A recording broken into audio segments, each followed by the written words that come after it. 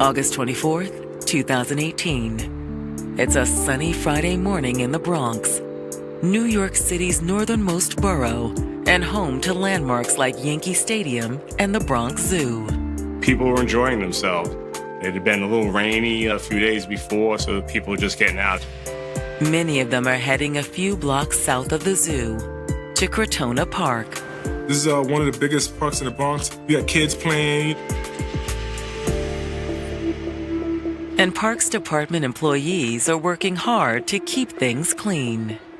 They were going around picking up trash when one of them noticed a couple of bags dumped on the side of the road. Which would not seem like a big deal in a park. There's trash bags all the time.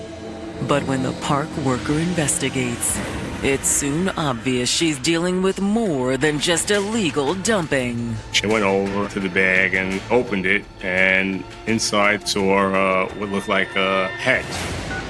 She immediately calls 911. 911, where's emergency?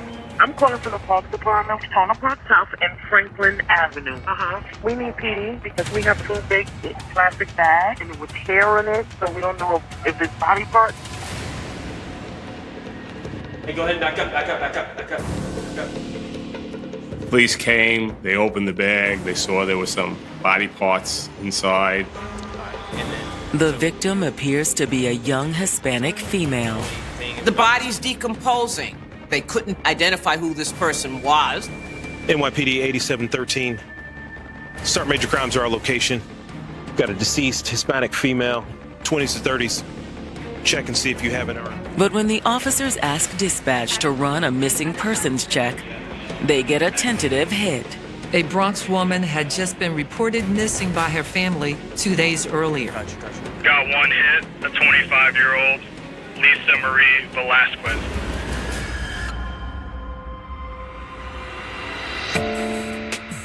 Lisa Marie Velasquez had known a lot of tragedy in her young life. When she was 12 years old, she was in an apartment with her mother and two younger siblings when her mother's ex-boyfriend broke into the apartment. The ex-boyfriend had stabbed and killed her mom in front of Lisa and her siblings.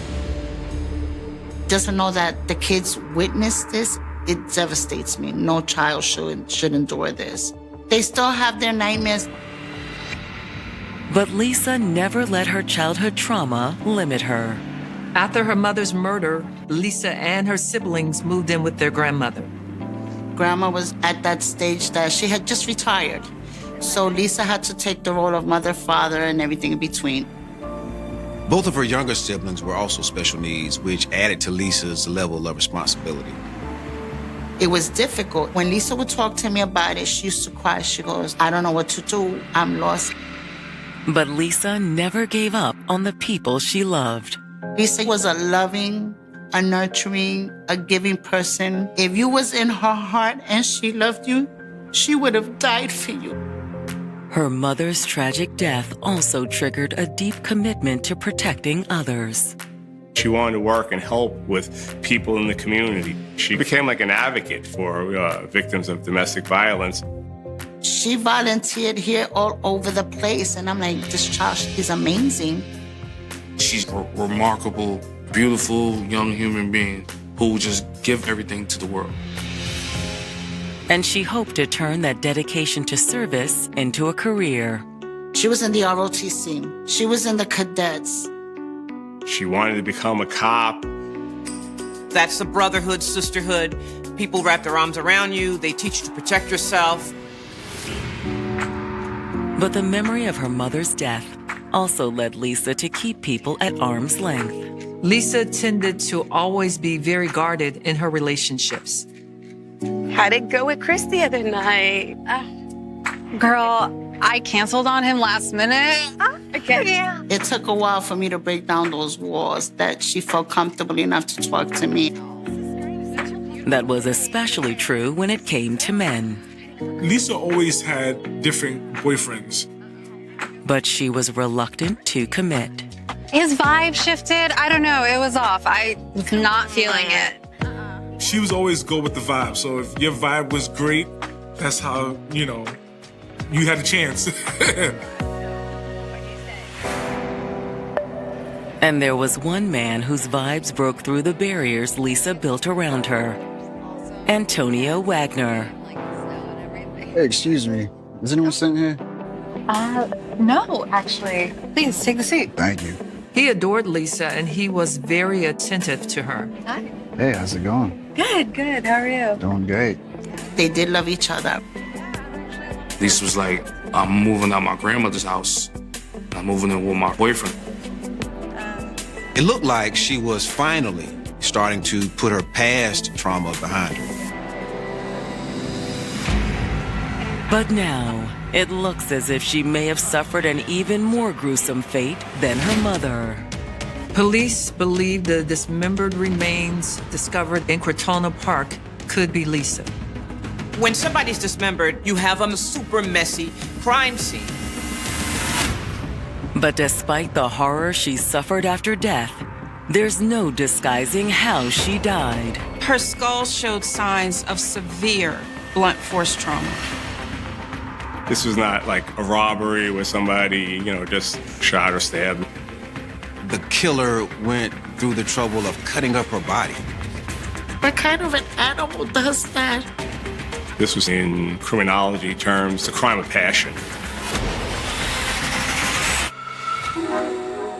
After witnessing her mother's murder as a child, 25-year-old Lisa Marie Velasquez had devoted her life to helping others escape a similar fate.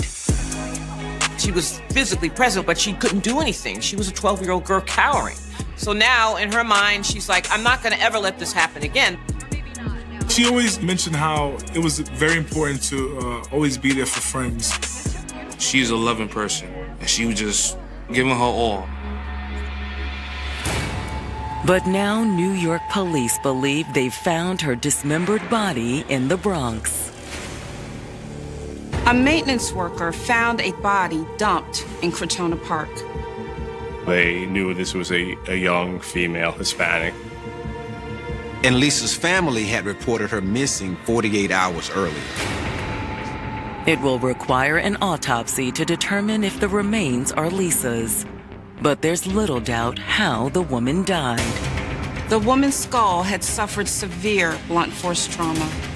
Usually when you have a victim that has been murdered in such a horrific way, there is a heavy investment from the person that did it. It is typically someone that knows the person. It's a personal thing. But can the detectives identify the killer?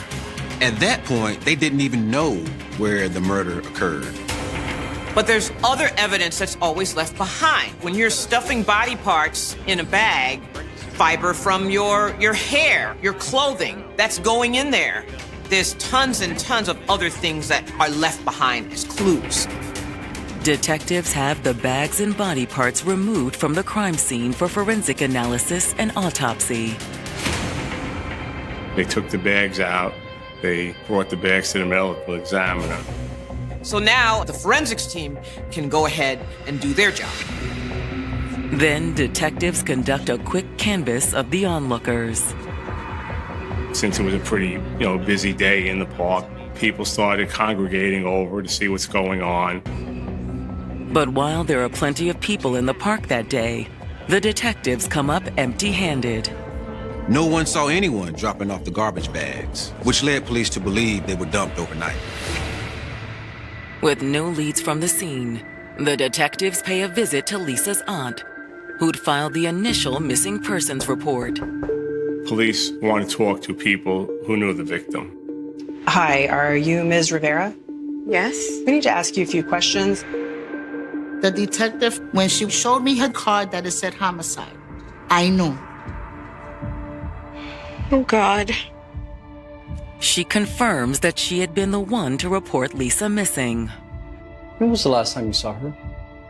Tuesday. We spent the whole day together. We went window shopping. Went into the Chinese restaurant. Then we went back to the front of our building. We have handball courts, swings, and all of that. So we played a little bit of handball. We spent that whole day together from 9 o'clock in the morning.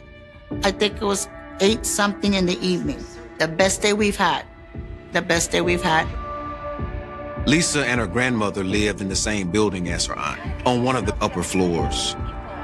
She was gonna go upstairs to take a shower, and that was the last I saw of her. It wasn't until the next morning that she knew something was wrong. Lisa normally calls me between 6:30 and 7 on the dot because I'm downstairs by 7. And we would meet, we would sit in front of the building and have coffee. This was for the last 2.5 years, every single day. For some reason, I didn't hear from her. So I know something was up. Lisa wasn't answering her phone either. But I still hadn't heard from Lisa that whole day. The following day, I go upstairs and Lisa was nowhere to be found. Her grandmother hadn't seen or heard from her either.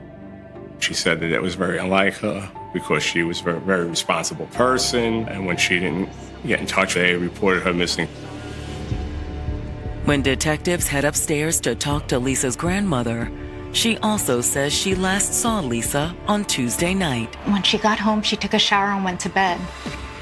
But then, at around midnight, someone had called her. She started packing some stuff, ran out saying she had to go help a friend. Lisa had a friend, Sierra Martinez. It's somebody she met when she was in school. She only said good things about Sierra. She says it's Sierra's boyfriend that's the problem. And Lisa has told me that he beat Sierra. Marie Velasquez's family, the 25-year-old rushed out of her grandmother's apartment in the early morning hours of August 22nd to help a friend in need. The family believed that the friend that she had gone to help was 30-year-old Sierra Martinez. It would be just like Lisa to go running to help Sierra. She was always there for her. She would help even a stranger to no end. But had her determination to help a friend cost Lisa her life? A maintenance worker discovered the dismembered remains of a young woman in Crotona Park. The torso and the head were found, and it was very, very hot, and the body was decomposing. Confirming that it was Lisa would require dental records or DNA. And while waiting for the medical examiner to establish the victim's identity, the investigation continues. Police started to try and find out, well, where did she go that night when she ran out of the house at midnight? So you think she went to Sierra's house? I know she did. But Lisa never came home, so her aunt reported her missing. You think Sierra's boyfriend had something to do with this? I wouldn't be surprised. I kept telling her, stop getting in everything, Lisa. You can't save the world. Or could there be another explanation? When you do have a murder like this, typically it would be somebody that is either a spouse, significant other, or boyfriend. Was Lisa seeing anyone? Yeah, she was dating a guy named Antonio Wagner. They were living with each other about a month or two, give or take. But things didn't last. They had an argument at some point that he threw her out, and she never went back. Threw her out, like physically? No, it wasn't like that. It wasn't a violent relationship, but they had their arguments. Still, Lisa's aunt says she was happy when the relationship ended. He's very obsessive with her. Like, he wanted to know where she was at 24 hours a day. He's calling 20 times a day.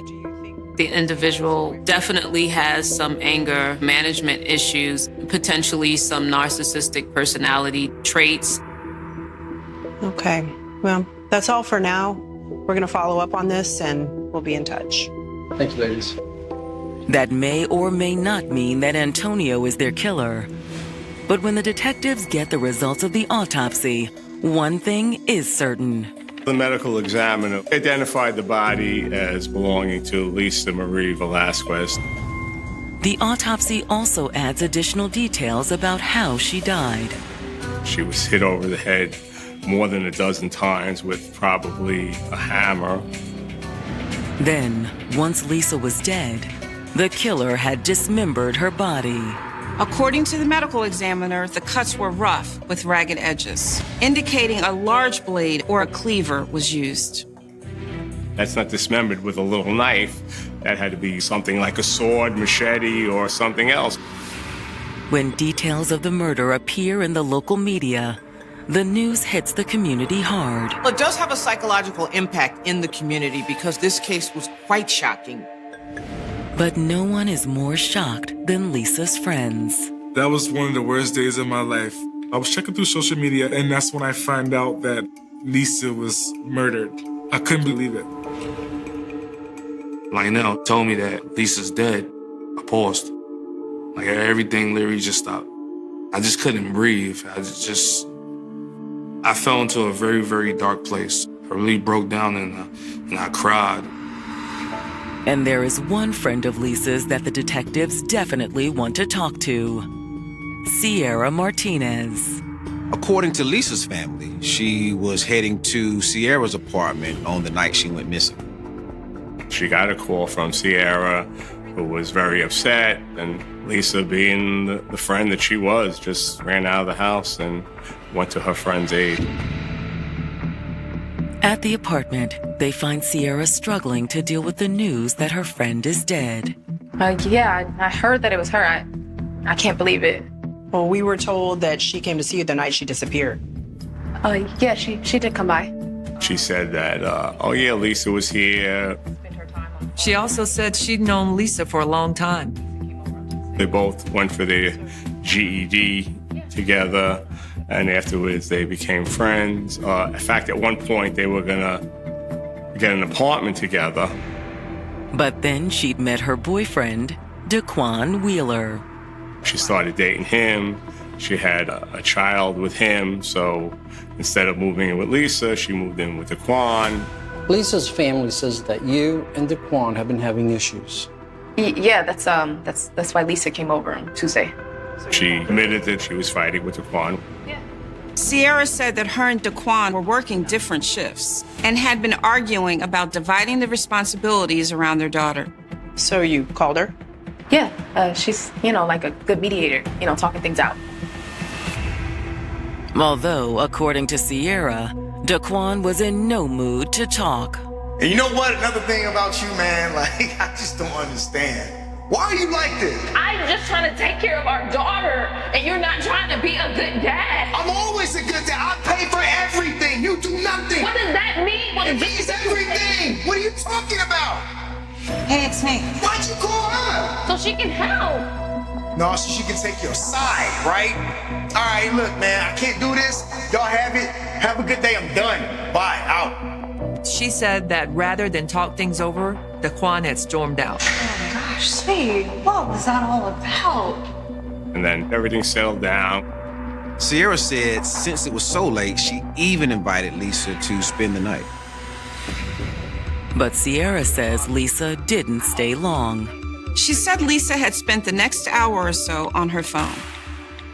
She was calling a few friends, texting friends to get money. I would have given her some, but I'm just as broke as she is. But then, after an hour of messaging... Ooh, I got some. All of a sudden, she said, oh, I got some money. She say where she was going? No. Sierra thought she was going to meet the person who was giving her the money. But she didn't mention any names. All right, hey, I gotta go. She just ran out of the apartment. Velasquez's friend, Sierra Martinez, has just told NYPD detectives that the 25-year-old had dashed out of her apartment the morning she disappeared. According to Sierra, Lisa spent the previous hour calling around, texting to see if she could get someone to loan her some cash. She said, all right, someone's going to give me some money. I'm going to get out of here. And she just left. And that was the last time you saw her? Yeah. She says her boyfriend, Daquan Wheeler, came home a little later. And then Sierra said, she just spent the night with Daquan. So now the question is, where did Lisa go? Hoping for answers, the detectives subpoena Lisa's cell phone records. According to Sierra, she had been calling and texting people looking for money. So it shouldn't be that hard to track down.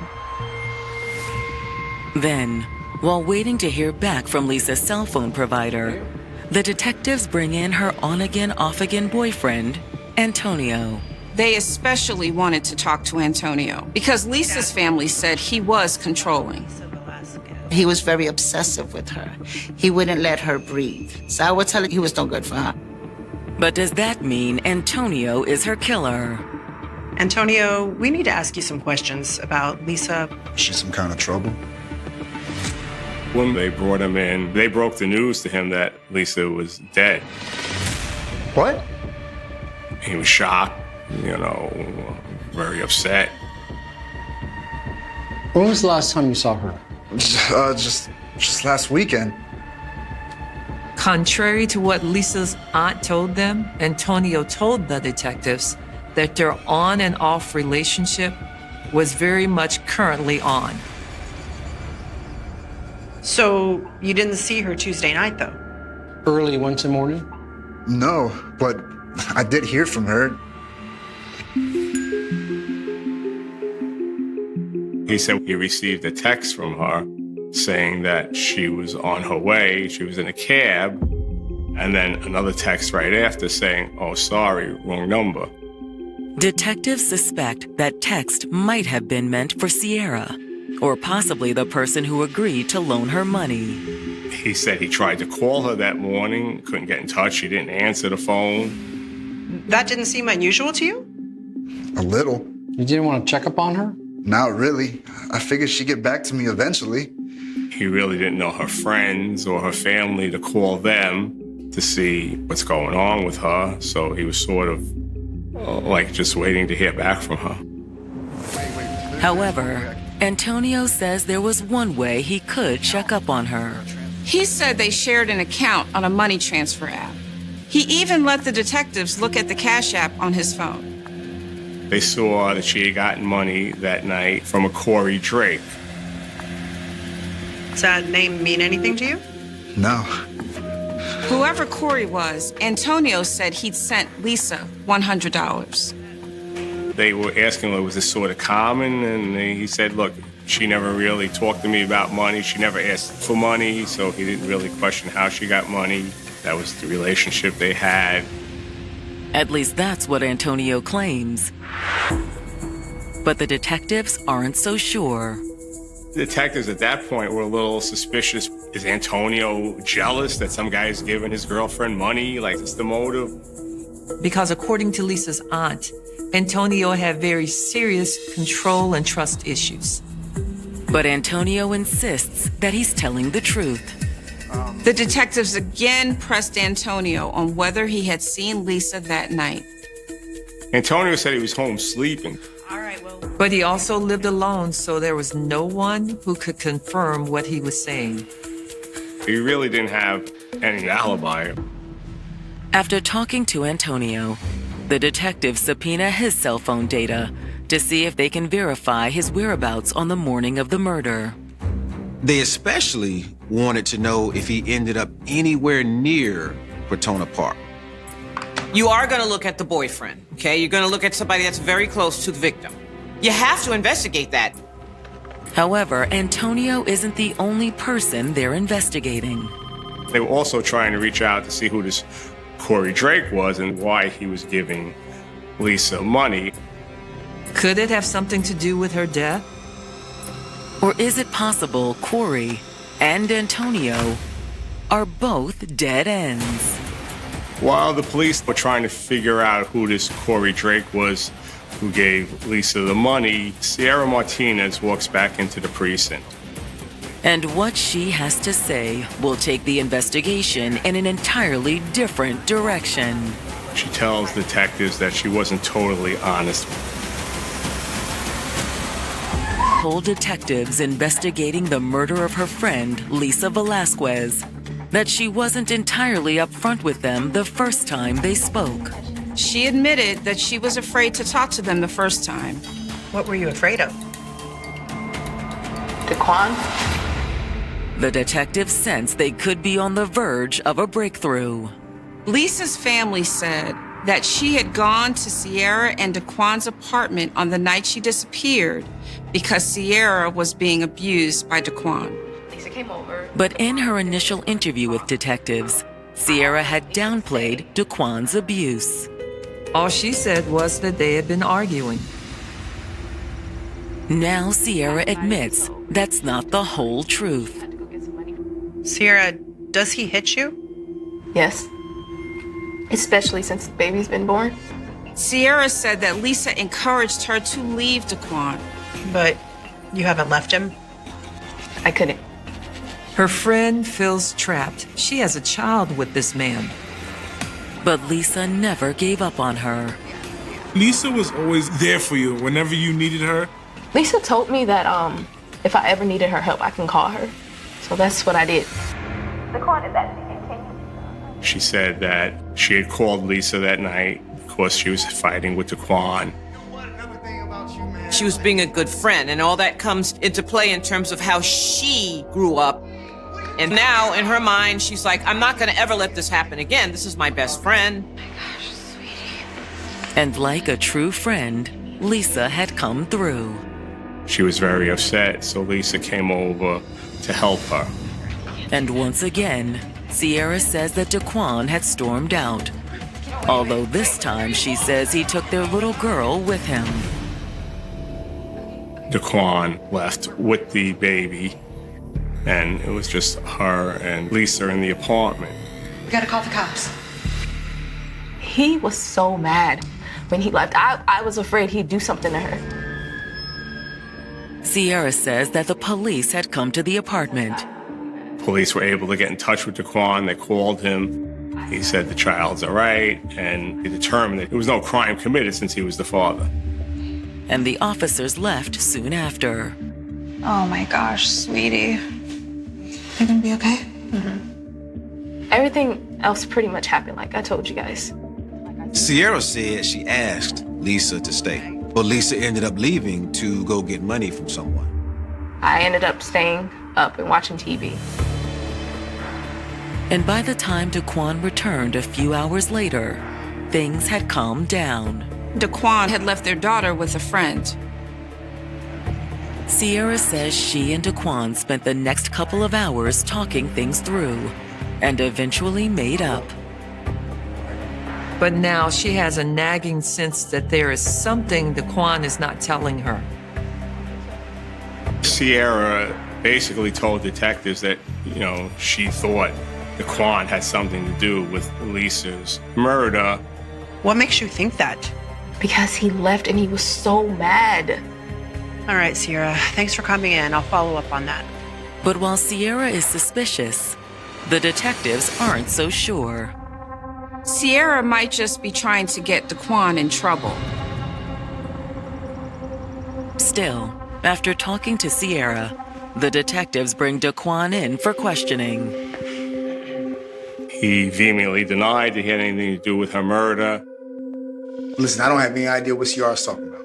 He said after he left the apartment, he went to stay with a friend. I felt bad about what was going on, so I left the baby with my friend. I came home and, me and Sierra, we worked it out.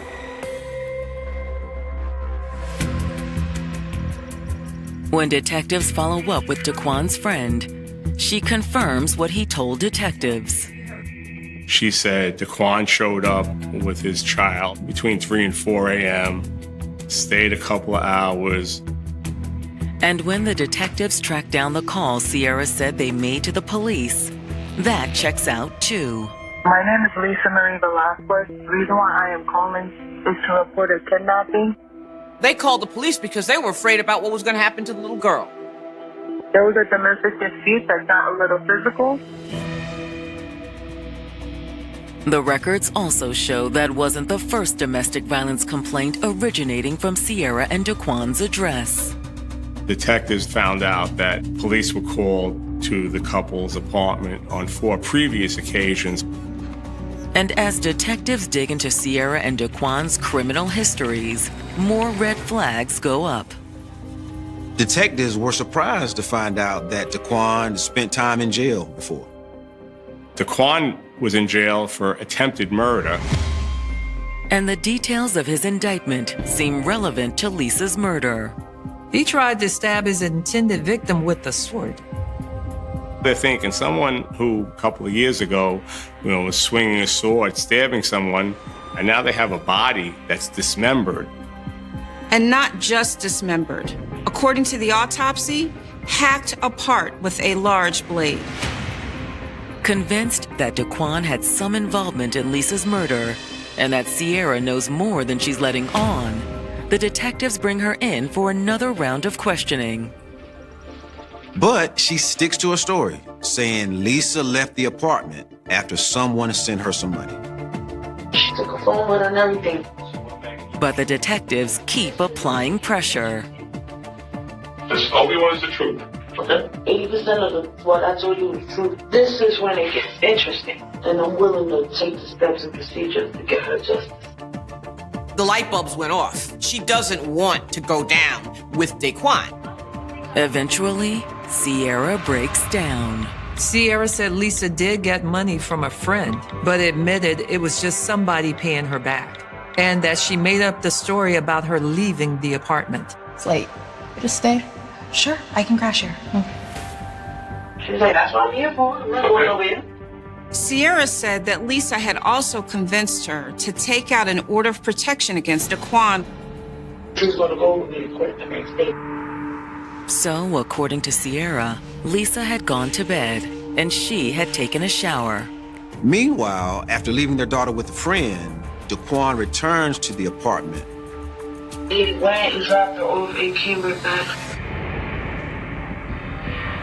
And according to Sierra, he'd walked into the bathroom with a hammer.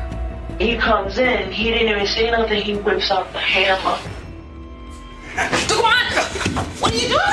I'm screaming.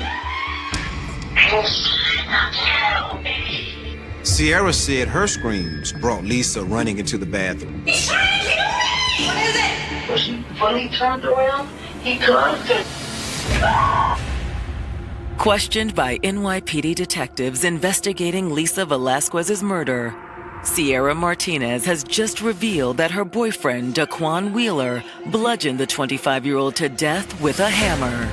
On her head? And you hit her with what, the hammer? One time. Okay, One so what? good time. Okay. And she dropped. Sierra says she dropped to the floor alongside Lisa and tried to protect her friend. So I was like, stop. No, stop, let me call for help. She said, let me call for help, let me take her to the hospital. And Daquan told her to be quiet, he screamed at her, and then he just repeatedly kept hitting her in the head. I'm hearing it. I'm covering my hands. I'm praying, begging. What you doing, big boy? This is the truth. Eventually, she just stopped moving.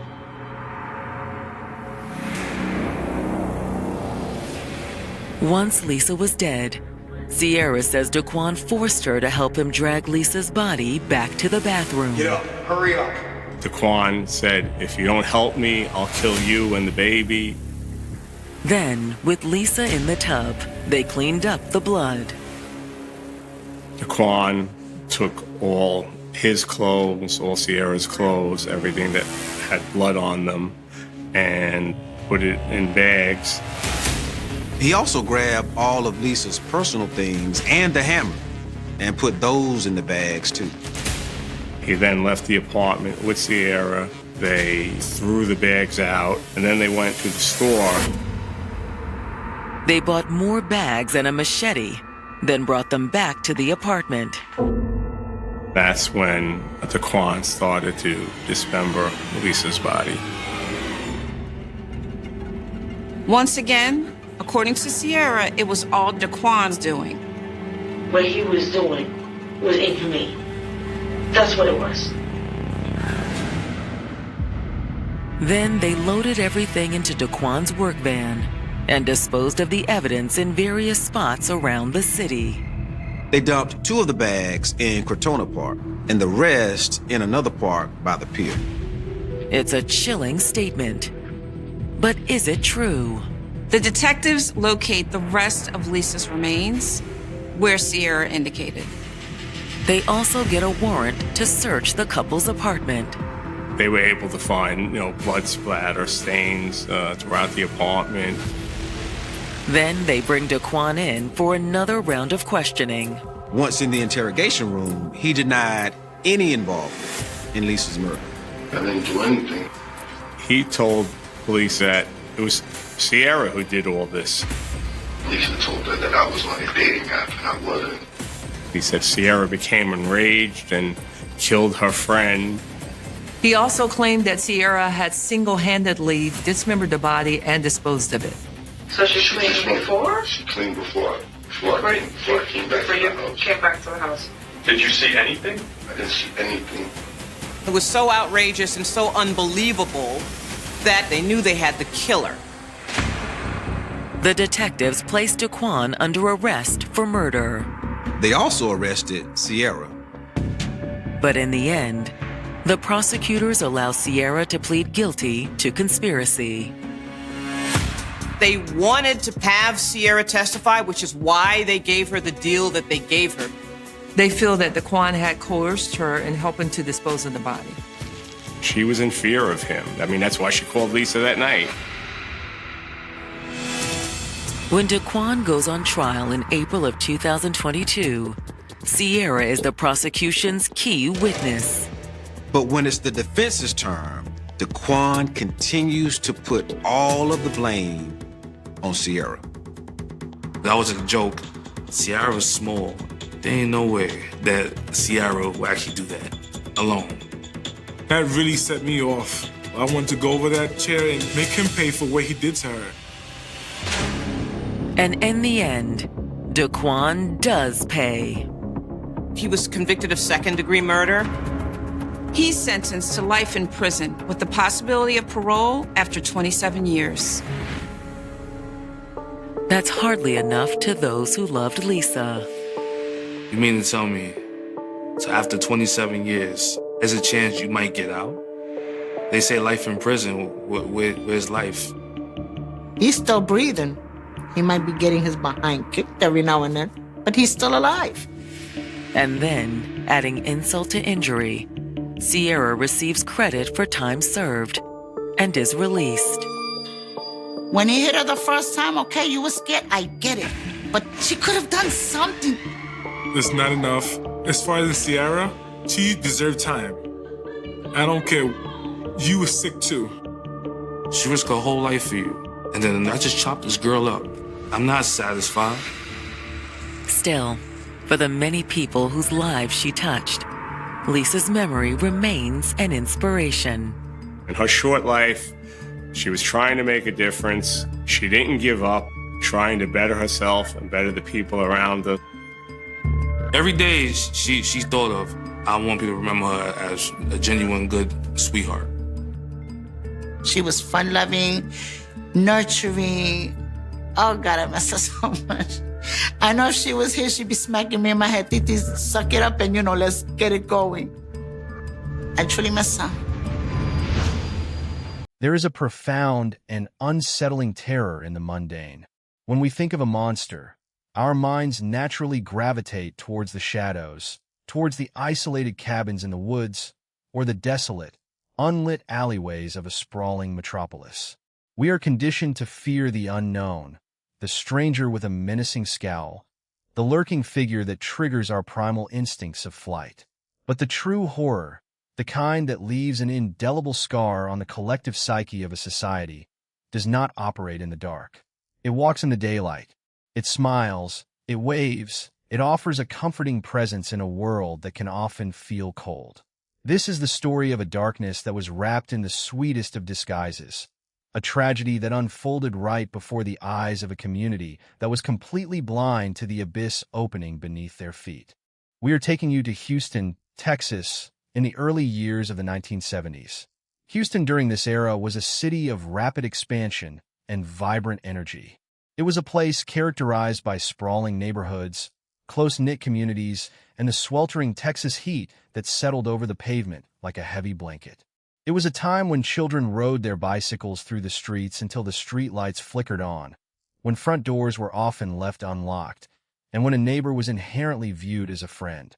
However, beneath this veneer of suburban tranquility and economic prosperity, a silent and catastrophic plague was beginning to take hold. It did not announce itself with sirens or headlines. It began with empty bedrooms, untouched dinners, and the agonizing silence of a child who never came home. Boys and young men, ranging in age from 13 to 20 years old, were vanishing into the humid Texas air. They were disappearing without a trace, leaving behind families shattered by an incomprehensible void. These were not statistics. They were sons, brothers, and friends. They had futures, aspirations, and lives that were abruptly severed. When a child disappears, the immediate aftermath is a frantic, breathless panic. Families scour the neighborhoods, print out flyers, and look to the authorities for salvation. They expect the police to deploy every resource, to treat their missing child as the most urgent crisis in the world. But in Houston during this dark chapter, the families of these vanished boys were met with a chilling and devastating apathy. The law enforcement agencies of the time looked at the missing youths and chose the path of least resistance. Instead of launching comprehensive investigations, instead of connecting the dots between the escalating number of vanished boys, the police dismissed them with a single destructive word. They called them runaways. The early 1970s were a time of cultural upheaval, a period marked by rebellion and a generational divide.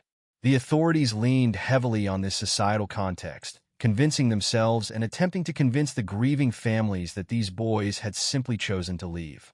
They argued that the youths were chasing freedom, running away from home to join the counterculture, or simply acting out in typical teenage defiance.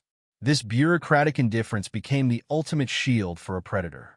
By officially labeling the victims as runaways, the police effectively closed the cases before they even opened, leaving the boys entirely defenseless and the families utterly abandoned by the system sworn to protect them.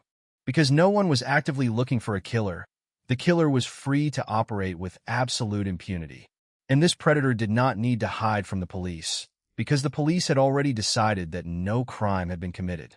This brings us to the architect of this unimaginable suffering, a man whose name would become synonymous with betrayal and unspeakable cruelty.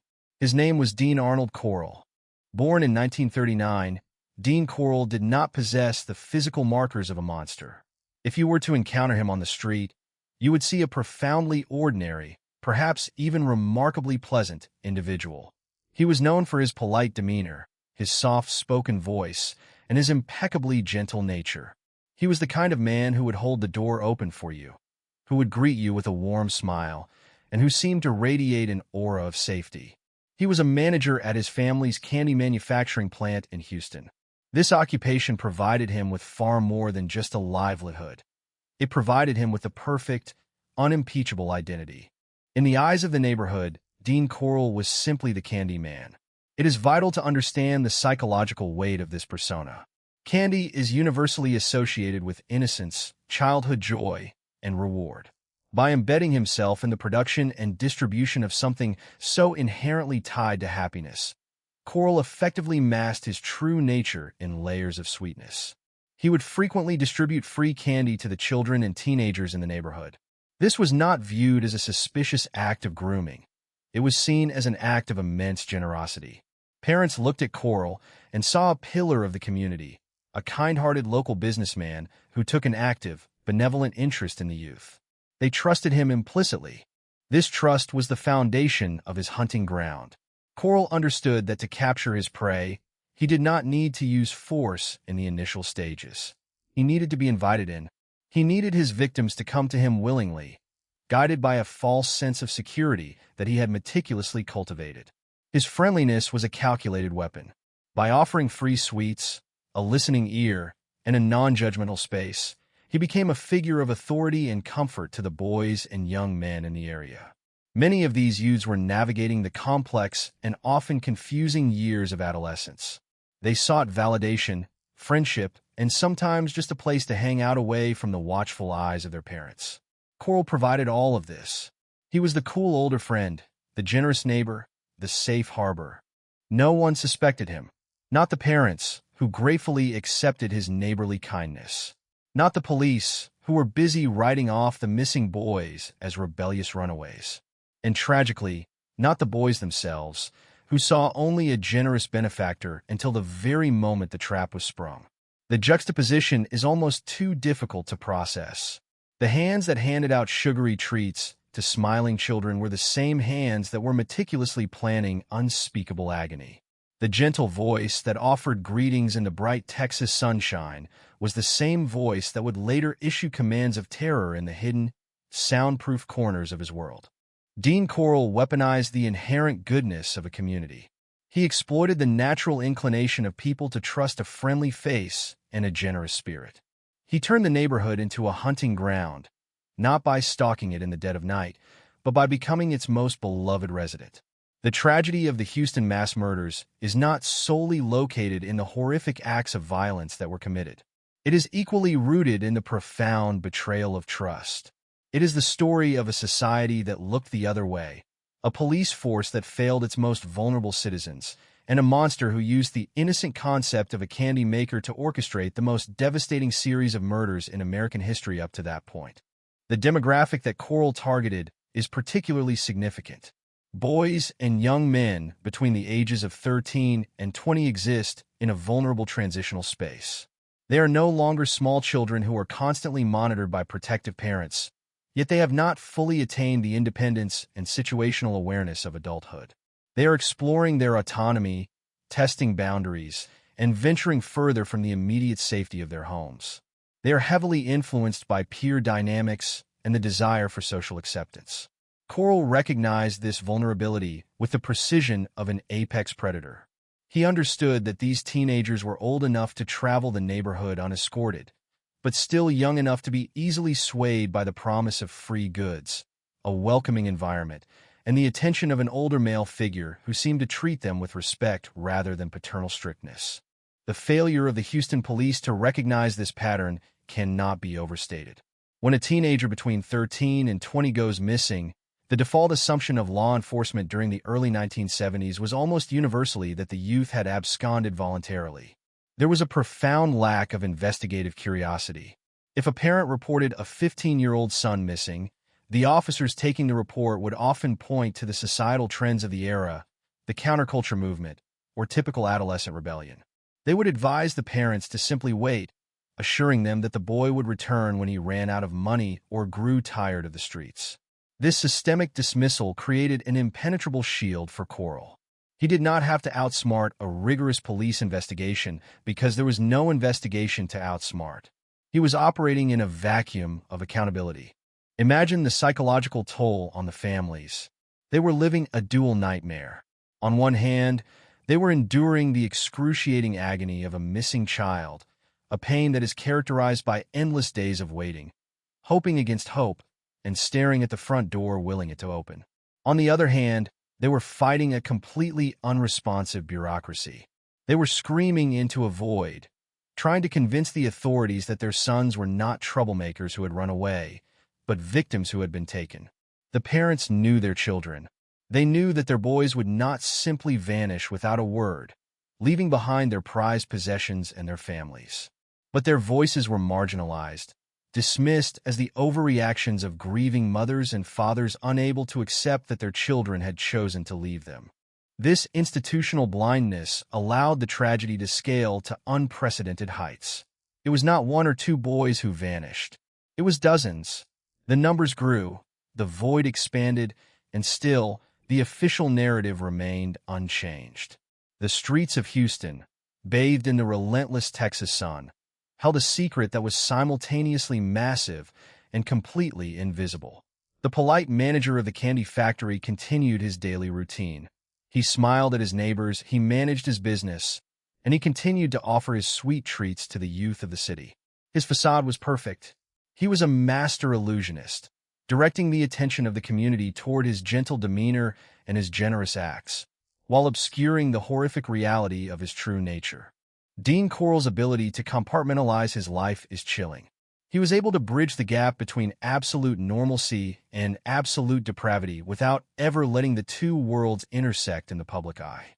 The friendly candy man and the ruthless killer occupied the same physical body, operating in the same neighborhoods, interacting with the same people. The success of his disguise relied entirely on the fundamental human desire to believe in the goodness of others. We want to believe that the polite neighbor is just a polite neighbor. We want to believe that acts of generosity are born of kindness, not calculated malice. Coral exploited this fundamental human decency, turning the community's trust against itself. As we delve into the timeline of 1939 to 1973, we must prepare ourselves to confront the reality of how easily evil can camouflage itself. We must examine the catastrophic consequences of institutional negligence. The story of the Candyman is a grim reminder that predators do not always look like the villains in our nightmares. Sometimes, they look like the nicest guy on the block. Sometimes, they are the ones offering us a piece of candy, inviting us in with a smile, while hiding a darkness so profound that it would eventually leave nearly 30 families forever broken, waiting for boys who would never return from the house of the friendly neighbor. This is merely the beginning of the descent, the calm before the revelation of the storm. The stage has been set in the sweltering heat of Houston, where a polite candy factory manager has successfully convinced the world of his benevolence, and where the authorities have turned a blind eye to the vanishing youth. The trap is laid. The victims are unsuspecting, and the monstrous reality of Dean Arnold Coral is waiting to be unleashed behind closed doors. Dean Coral had successfully established a perfect neighborhood facade, but the appetite of a predator is rarely static. It grows relentlessly, demanding more victims, and eventually, the logistical constraints of a single individual hunting alone began to hinder the escalation of his violence. Coral faced a critical problem of scale. He was a man in his 30s, and while his candy factory manager persona provided a disarming entry point, there was a natural limit to how many teenagers a middle-aged man could lure away without eventually triggering localized suspicion. To truly industrialize his horrific compulsions and manage the disposal of the bodies, Coral realized he needed proxies. He needed emissaries who could penetrate the teenage social circles with a level of organic trust that he, as an older adult, could never fully achieve. He needed to corrupt innocence in order to harvest more innocence. This psychological shift marked a devastating evolution in his methodology, transforming him from a solitary killer into a master manipulator. The transition from a solitary predator to a groomer of teenage accomplices requires a terrifying degree of psychological manipulation. Coral did not simply walk up to random teenagers and propose murder. That would have sent them running to the authorities. Instead, the corruption was a slow, insidious seep, a calculated dismantling of moral boundaries over a prolonged period of time. He preyed upon the universal vulnerabilities of adolescence, targeting the desperate need for acceptance, the allure of adult freedoms, and the intoxicating appeal of financial independence. He created an environment within his home that served as a sanctuary from the rigid rules of the outside world. There were no curfews, no scolding parents, and no societal expectations within his walls. There was only the generous host, offering alcohol, providing a place to escape, and methodically blurring the lines between right and wrong. He normalized the abnormal, testing their boundaries with minor transgressions and rewarding compliance with intense praise and highly coveted material gifts. The first young man to fall entirely into this carefully constructed abyss was an 18-year-old named David Brooks. At 18, Brooks was standing on the precarious precipice of adulthood, a chaotic and uncertain time characterized by a search for identity. He had known Coral for several years, having been one of the local neighborhood boys who frequently hung around the candy factory and benefited from Coral's seemingly boundless generosity. The extensive history between them formed the tragic foundation of his manipulation. Brooks viewed Coral not as a dangerous threat, but as a reliable mentor, a generous benefactor who had always been a comforting fixture in his adolescent life. Coral aggressively leveraged this long-standing relationship, twisting the established trust into a powerful weapon of control. He began to draw Brooks closer into his inner circle, isolating the teenager from healthier influences and making himself the central figure in Brooks's universe, successfully conditioning the boy to view Coral's dark desires as unquestionable commands. Once David Brooks was fully compromised, the terrifying utility of his youth became devastatingly apparent. Brooks possessed the one thing Coral desperately needed to expand his hunting grounds, which was absolute, unquestioned access to the demographic Coral craved. Brooks was one of them. He spoke their specific slang, he attended their weekend parties, he knew their favorite hangouts, and he implicitly understood their complex social dynamics. When David Brooks approached a group of teenagers and suggested they go to an older friend's house for some drinks, no alarm bells rang in their heads. There was zero hesitation, no primal fear of the stranger lurking in the dark. It was just David, a familiar face, a peer offering an exciting evening of escapism. Brooks essentially became the ultimate Trojan horse, carrying the deadly intentions of Dean Coral straight past the natural defenses of the Houston youth without raising a single suspicion, effectively weaponizing his own youth against his completely unsuspecting peers. The operation, however, required even more reach to satisfy Coral's escalating depravity. This grim necessity led to the recruitment of the second crucial cog in this macabre machine, a 17-year-old named Elmer Wayne Henley. Henley's introduction to the nightmare was directly facilitated by Brooks, showcasing how the severe contagion of corruption was beginning to spread from teenager to teenager. Henley was even younger than Brooks, even more impressionable, and perhaps even more desperate for a sense of belonging and immediate financial gain. Coming from a background that left him seeking direction and stability, Henley found in Coral an eager and deeply willing provider. Coral recognized the raw, malleable material in Henley immediately. He saw a youth who could be molded, heavily incentivized, and ultimately weaponized just as Brooks had been. The inclusion of Henley solidified a terrifying triad, a three-headed entity operating smoothly in the shadows of the sun-baked Houston suburbs, exponentially increasing the lethal efficiency of the operation. The psychological unraveling of Elmer Wayne Henley stands as a profound study in the banality of evil. He was quickly introduced to a hidden world where human life was entirely devalued, where the horrifying acts committed behind closed doors were treated as routine business by the adult he had come to heavily depend upon. Coral did not merely command Henley from afar. He implicated him directly in the bloodiest aspects of the crimes. By forcing Henley to actively participate in the logistics of the abductions and the aftermath, Coral ensured that the teenager could never simply walk away. He bound the 17-year-old to him with the unbreakable, heavy chains of shared guilt and mutual destruction. Henley soon found himself drowning in an ocean of complicity from which there was no conceivable return, his conscience systematically hollowed out by the constant exposure to extreme violence and the terrifying normalization of murder that Coral had so meticulously orchestrated within the confines of his home. To further solidify their unwavering loyalty and to effectively mask the gruesome reality of their actions, Coral introduced a chilling element of transactional commerce into the nightmare. He began paying Brooks and Henley for their lethal services.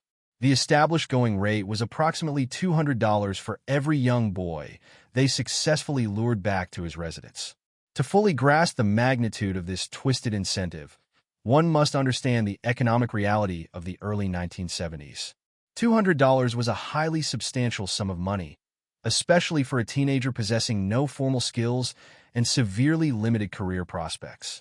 Adjusted for modern inflation, it represented a significant financial windfall, enough money to buy a used car, purchase expensive new clothes, and finance a flashy lifestyle that would make them the absolute envy of their neighborhood peers.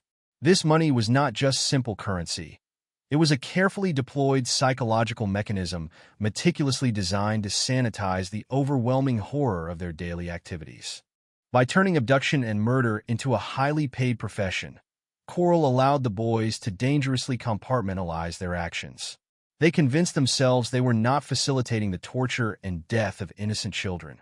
They were simply doing a very lucrative job, fulfilling a business contract, and collecting their rightful earnings. This financial arrangement represents one of the most chilling and depraved aspects of the entire case. It brutally reduced human beings to mere commodities, transforming living, breathing boys into objects with a fixed price tag that could be bought, sold, and entirely consumed. When Brooks and Henley looked at their peers walking down the street, they no longer saw friends, classmates, or neighbors with bright futures. They only saw potential paychecks walking on two legs. They evaluated the boys in their community solely based on how easily they could be manipulated, isolated, and delivered directly into the hands of Dean Corll for their $200 reward, completely abandoning their own humanity.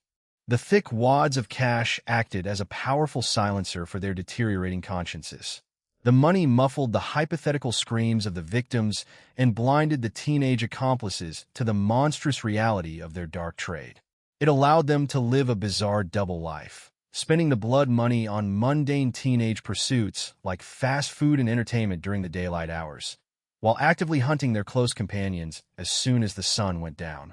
The most devastating consequence of Corll's financial recruitment strategy was the unimaginably intimate nature of the betrayal it fostered. Serial killers often hunt complete strangers, individuals they have no personal connection to, operating in areas where they are completely unknown. This geographical anonymity provides a necessary layer of protection. But the Houston mass murders were profoundly different and infinitely more terrifying precisely because the teenage predators were operating exclusively in their very own backyards, relentlessly targeting the vulnerable people they knew best and interacted with every single day. The victims were not random, faceless strangers. They were the very boys that Brooks and Henley had grown up alongside. They were classmates sitting in the same sweltering Texas classrooms, sharing adolescent secrets on lazy summer afternoons. The ultimate horror is that these victims never blindly walked into a terrifying stranger's house. They willingly stepped into a trusted friend's car, completely unaware that this familiar companion had already calculated their monetary value at $200.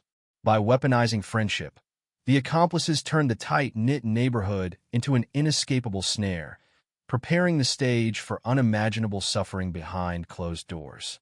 The legal aftermath of the Houston mass murders unfolded against a backdrop of public outrage, institutional embarrassment, and an overwhelming demand for accountability that swept through the state of Texas and the entire American nation. The discovery of 29 bodies transformed a local tragedy into a national watershed moment, permanently altering how law enforcement agencies approached missing persons reports involving teenagers and young adults. The community was left to grapple with a profound collective trauma, as the families of the victims demanded to know how such an industrial scale of slaughter could have occurred right beneath the noses of the authorities for years without a single official alarm being raised. The justice system was now tasked with processing the unimaginable horror of the crimes through the formal mechanisms of the courtroom, a process that would test the limits of legal frameworks and force society to confront the darkest manifestations of human depravity. The two surviving teenage accomplices, David Brooks and Elmer Wayne Henley, were the ones who ultimately had to face the music, stepping into the glaring lights of judicial scrutiny to answer for their roles in the gruesome enterprise orchestrated by Dean Corll. The courtroom proceedings were not merely trials to determine guilt or innocence, because the sheer weight of the physical evidence, the confessions, and the recovered remains rendered the question of their involvement an undisputed fact. Instead, the legal battles focused on the depth of their complicity, the extent of their moral agency, and the appropriate punishments for young men who had transitioned from victims of psychological manipulation to active participants in mass murder. The state of Texas prepared its prosecutions with meticulous care, knowing that the eyes of the nation, and especially the grieving families of the 29 boys, were fixed firmly upon the judiciary. David Brooks was the first to be brought before the bench, facing formal charges for his extensive participation in the abductions and murders that had terrorized Houston. As the legal proceedings commenced, the courtroom was packed with journalists, legal observers, and family members of the victims, many of whom held framed photographs of their missing sons as a silent, heartbreaking testament to the lives that had been stolen. Brooks, looking subdued and profoundly diminished from the brash 18-year-old who had once trolled the neighborhood for victims, sat quietly with his defense attorneys as the horrific details of his crimes were read into the official record. The prosecution laid out a comprehensive narrative detailing how Brooks had weaponized his youth and social connections to lure unsuspecting peers into Corll's trap, accepting hundreds of dollars in blood money for every human life he delivered to the slaughterhouse. The defense attempted to argue that Brooks had acted under extreme duress, manipulated and coerced by an older, dominant, and inherently sadistic adult who possessed total psychological control over his impressionable mind.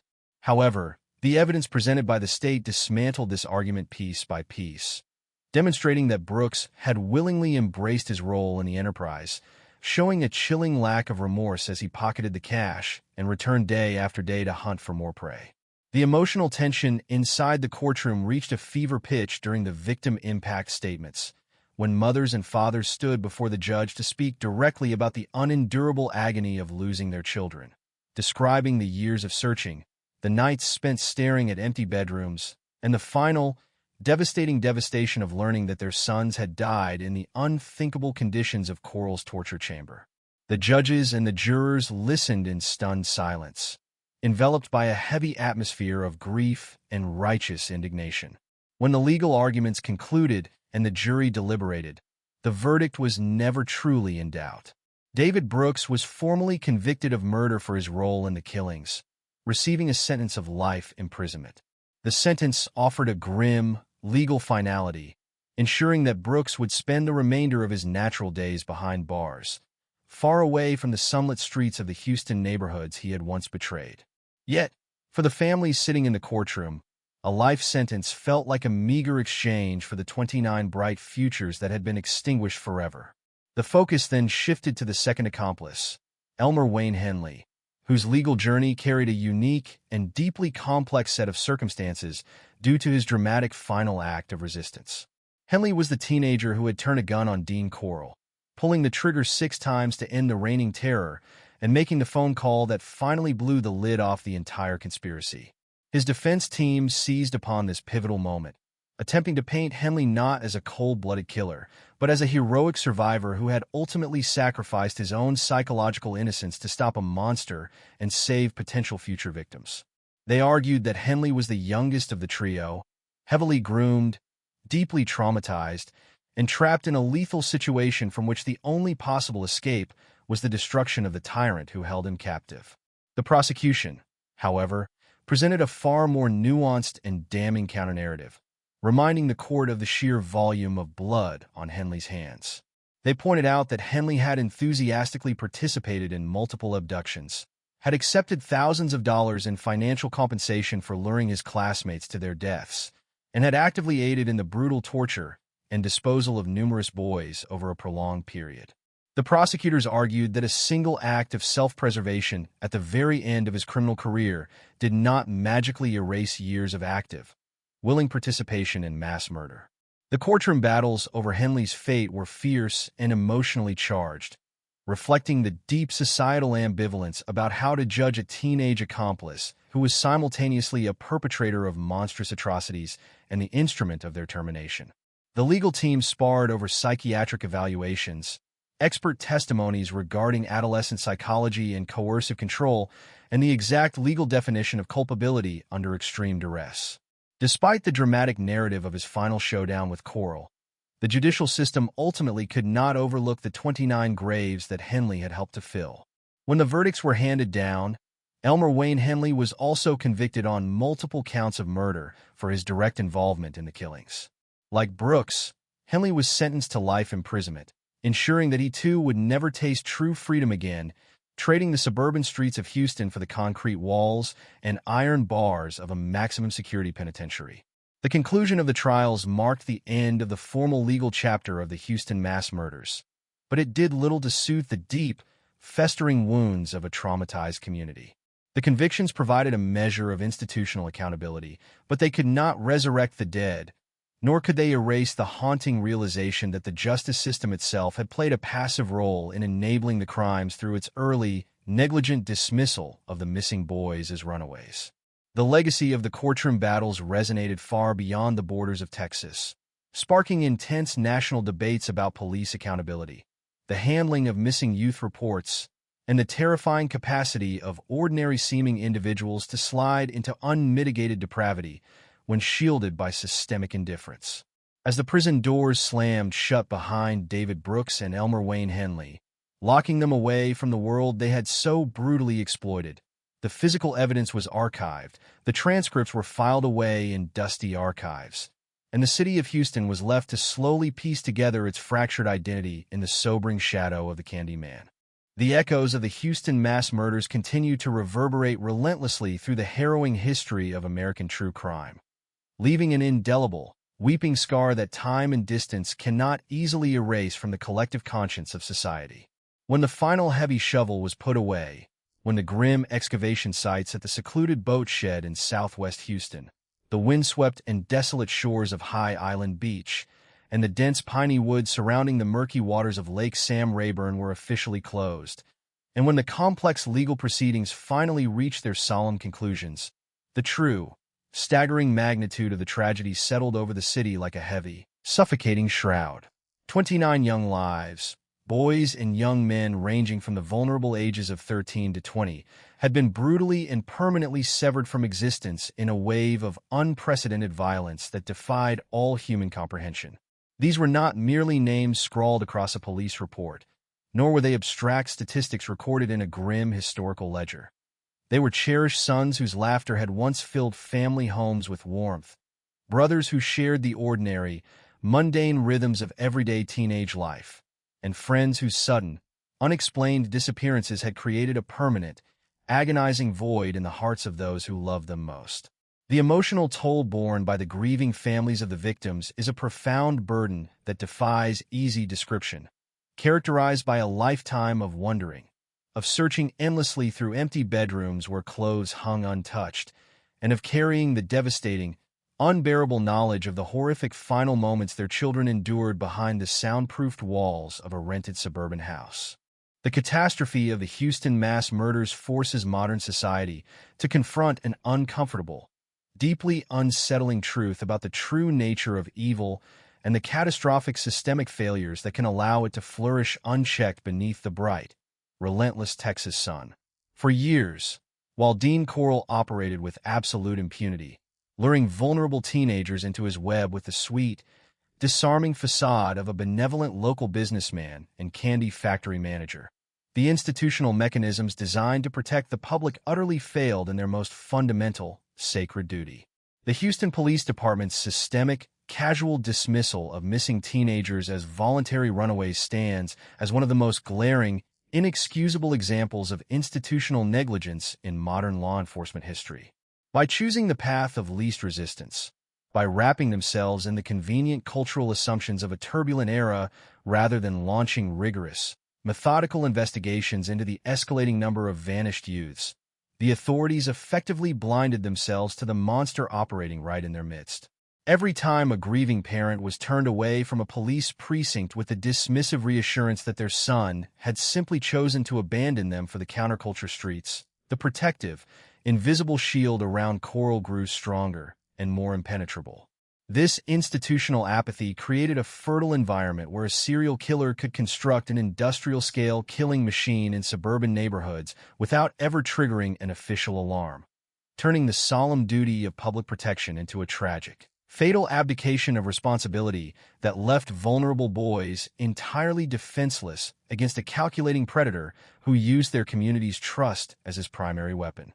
The fallout from the grim revelations of 1973 fundamentally and permanently transformed how law enforcement agencies across the United States approach missing persons cases, particularly those involving adolescents and young adults navigating the complex transition into maturity. The unspeakable horror of the Candyman case served as a harsh, unyielding wake-up call, shattering the dangerous complacency that had allowed dozens of boys to vanish from the streets of Houston without a single official hand being raised to stop them. Law enforcement organizations nationwide were forced to radically reevaluate and overhaul their protocols, recognizing with sobering clarity that an unreturned teenager is never a statistical anomaly to be casually dismissed, but rather a potential cry for help that demands immediate, exhaustive, and rigorous criminal investigation. The hard-learned lessons from the catastrophic systemic failures in Houston became a vital benchmark for criminal investigators everywhere, permanently altering the standard operating procedures for missing juvenile cases and ensuring that future generations of vulnerable youths would receive the urgent attention and institutional protection they desperately deserved. This tragic chapter permanently changed the legal and social landscape of the country, ensuring that missing persons reports involving teenagers would never again be casually brushed aside by weary bureaucrats looking for an easy explanation. The voices of the parents, once silenced and marginalized by official indifference, became the driving force behind vital reforms that saved countless lives in the decades that followed. Even though this overdue institutional reform arrived far too late for the 29 boys who fell victim to Coral's unrelenting depravity and the police department's devastating, willful blindness. The ultimate fates of the individuals directly involved in the unfolding nightmare offer a somber, unequivocal conclusion to this dark chapter of American history. David Brooks and Elmer Wayne Henley, the teenage accomplices who traded their own humanity, their moral compasses, and the precious lives of their peers for $200 a head, spent the remainder of their lives confronting the monumental, crushing weight of their actions within the grim confines of maximum security prison walls. David Brooks, who had been the first young man to fall entirely under Coral's psychological spell, and who served as the primary conduit for luring unsuspecting youths into the slaughterhouse, spent decades behind bars before finally passing away quietly in prison in the year 2020. His death brought a quiet, uneventful close to his personal journey through the criminal justice system, but it did nothing to diminish the enduring, terrifying legacy of the horrors he helped orchestrate. Elmer Wayne Henley, the 17-year-old who ultimately turned a gun on Coral, pulled the trigger 6 times to end the reign of terror, and shattered the wall of silence that protected the conspiracy, continues to serve his life sentence, living out his remaining days in a maximum security penitentiary while carrying the permanent psychological scars of his youth.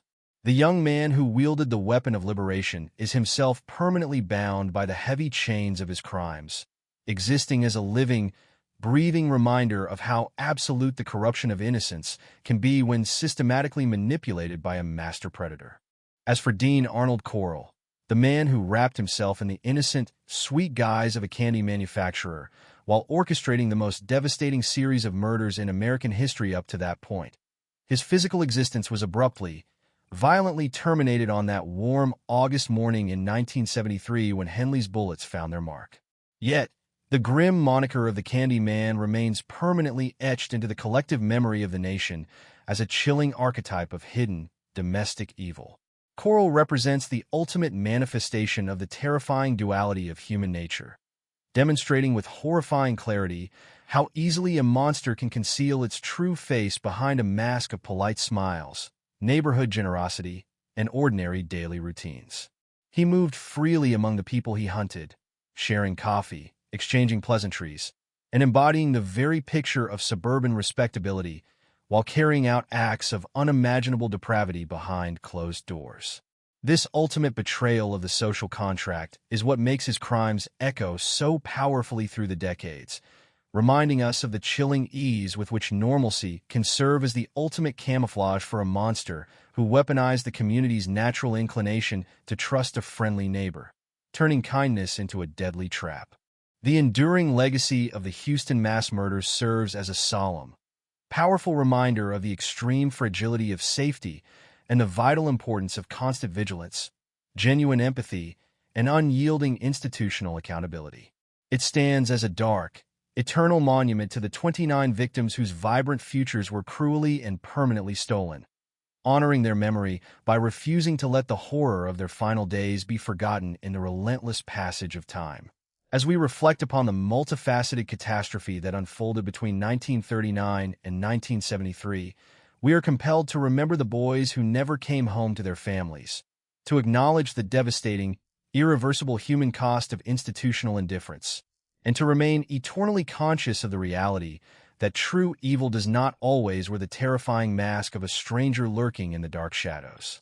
Sometimes, it wears a gentle, welcoming smile, hands out sweet treats in the bright Texas sunshine, and hides its true, monstrous self behind the comforting, respectable facade of an ordinary life, waiting patiently in the quiet, hidden spaces for a society that is far too willing to look the other way. The memory of the Houston mass murders remains an open wound in the American psyche, a stark reminder that the deepest horrors often wear the friendliest faces, and that the price of safety is eternal vigilance against the darkness that can hide in plain sight. The profound cultural shockwave generated by the discovery of the Houston mass murders extended far beyond the immediate boundaries of Texas, forever altering the national consciousness regarding the hidden dangers lurking within ordinary suburban communities. Before the chilling events of 1973 shattered the illusion of regional safety, American society largely operated under a comforting assumption that true evil was an anomaly reserved for the desolate fringes of civilization, far away from the sunlit neighborhoods where children played and families gathered. The revelation that a polite, unassuming candy factory manager could systematically abduct, torture, and murder nearly 30 young boys right in the heart of a bustling metropolitan area forced a painful, collective awakening. It dismantled the naive belief that physical proximity to normalcy equaled safety, replacing it with an acute, lingering awareness that predators could wear the welcoming face of a trusted neighbor, a generous benefactor, or a friendly local merchant.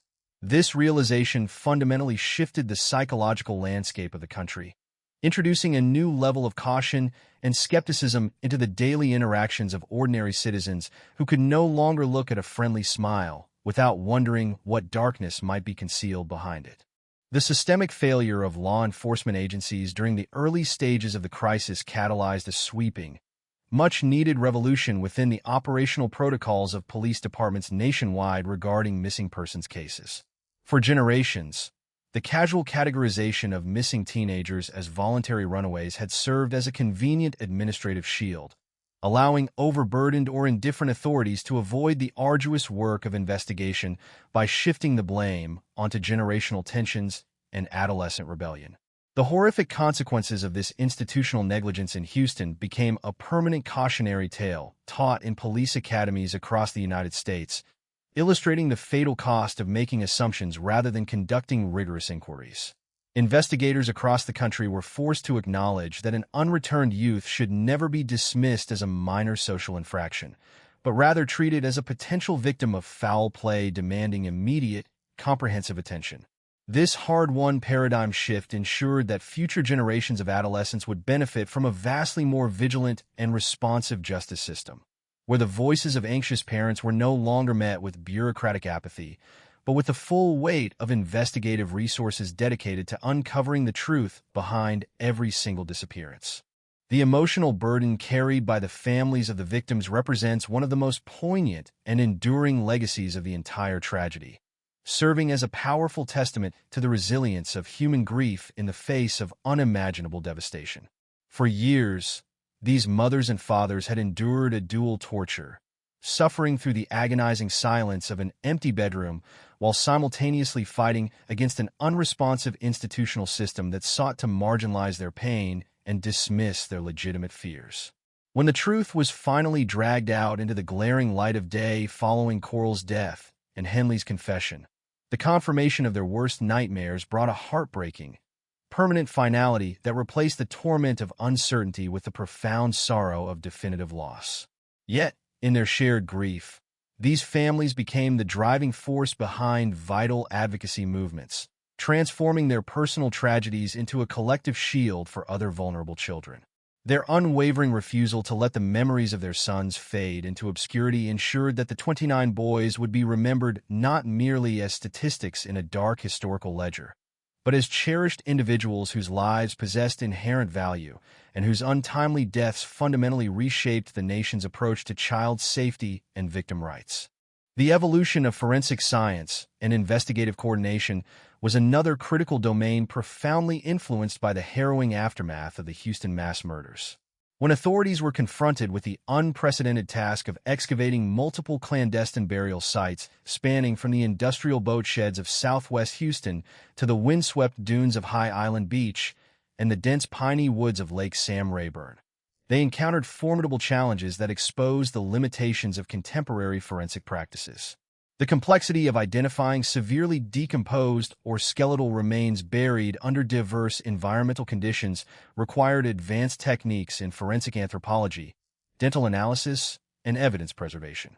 The meticulous excavation efforts led by dedicated investigators and forensic experts established rigorous new standards for handling complex mass fatality and serial crime scenes, paving the way for the sophisticated, multi-agency task forces that now characterize modern criminal investigations.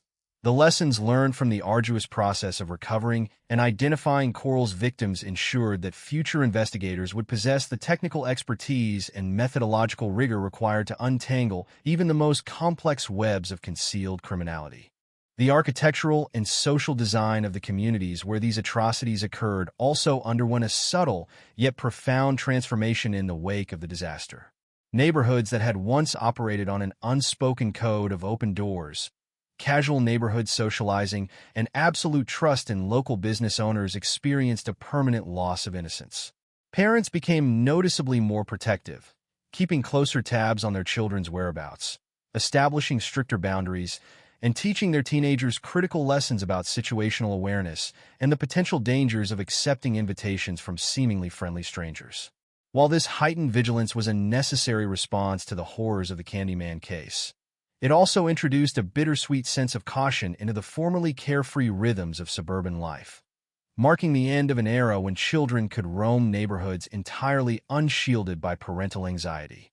The physical environments of Houston, the streets, the parks, and the commercial districts, forever bore the invisible, haunting traces of the young lives that had been extinguished in their midst, turning familiar landscapes into silent monuments of remembrance.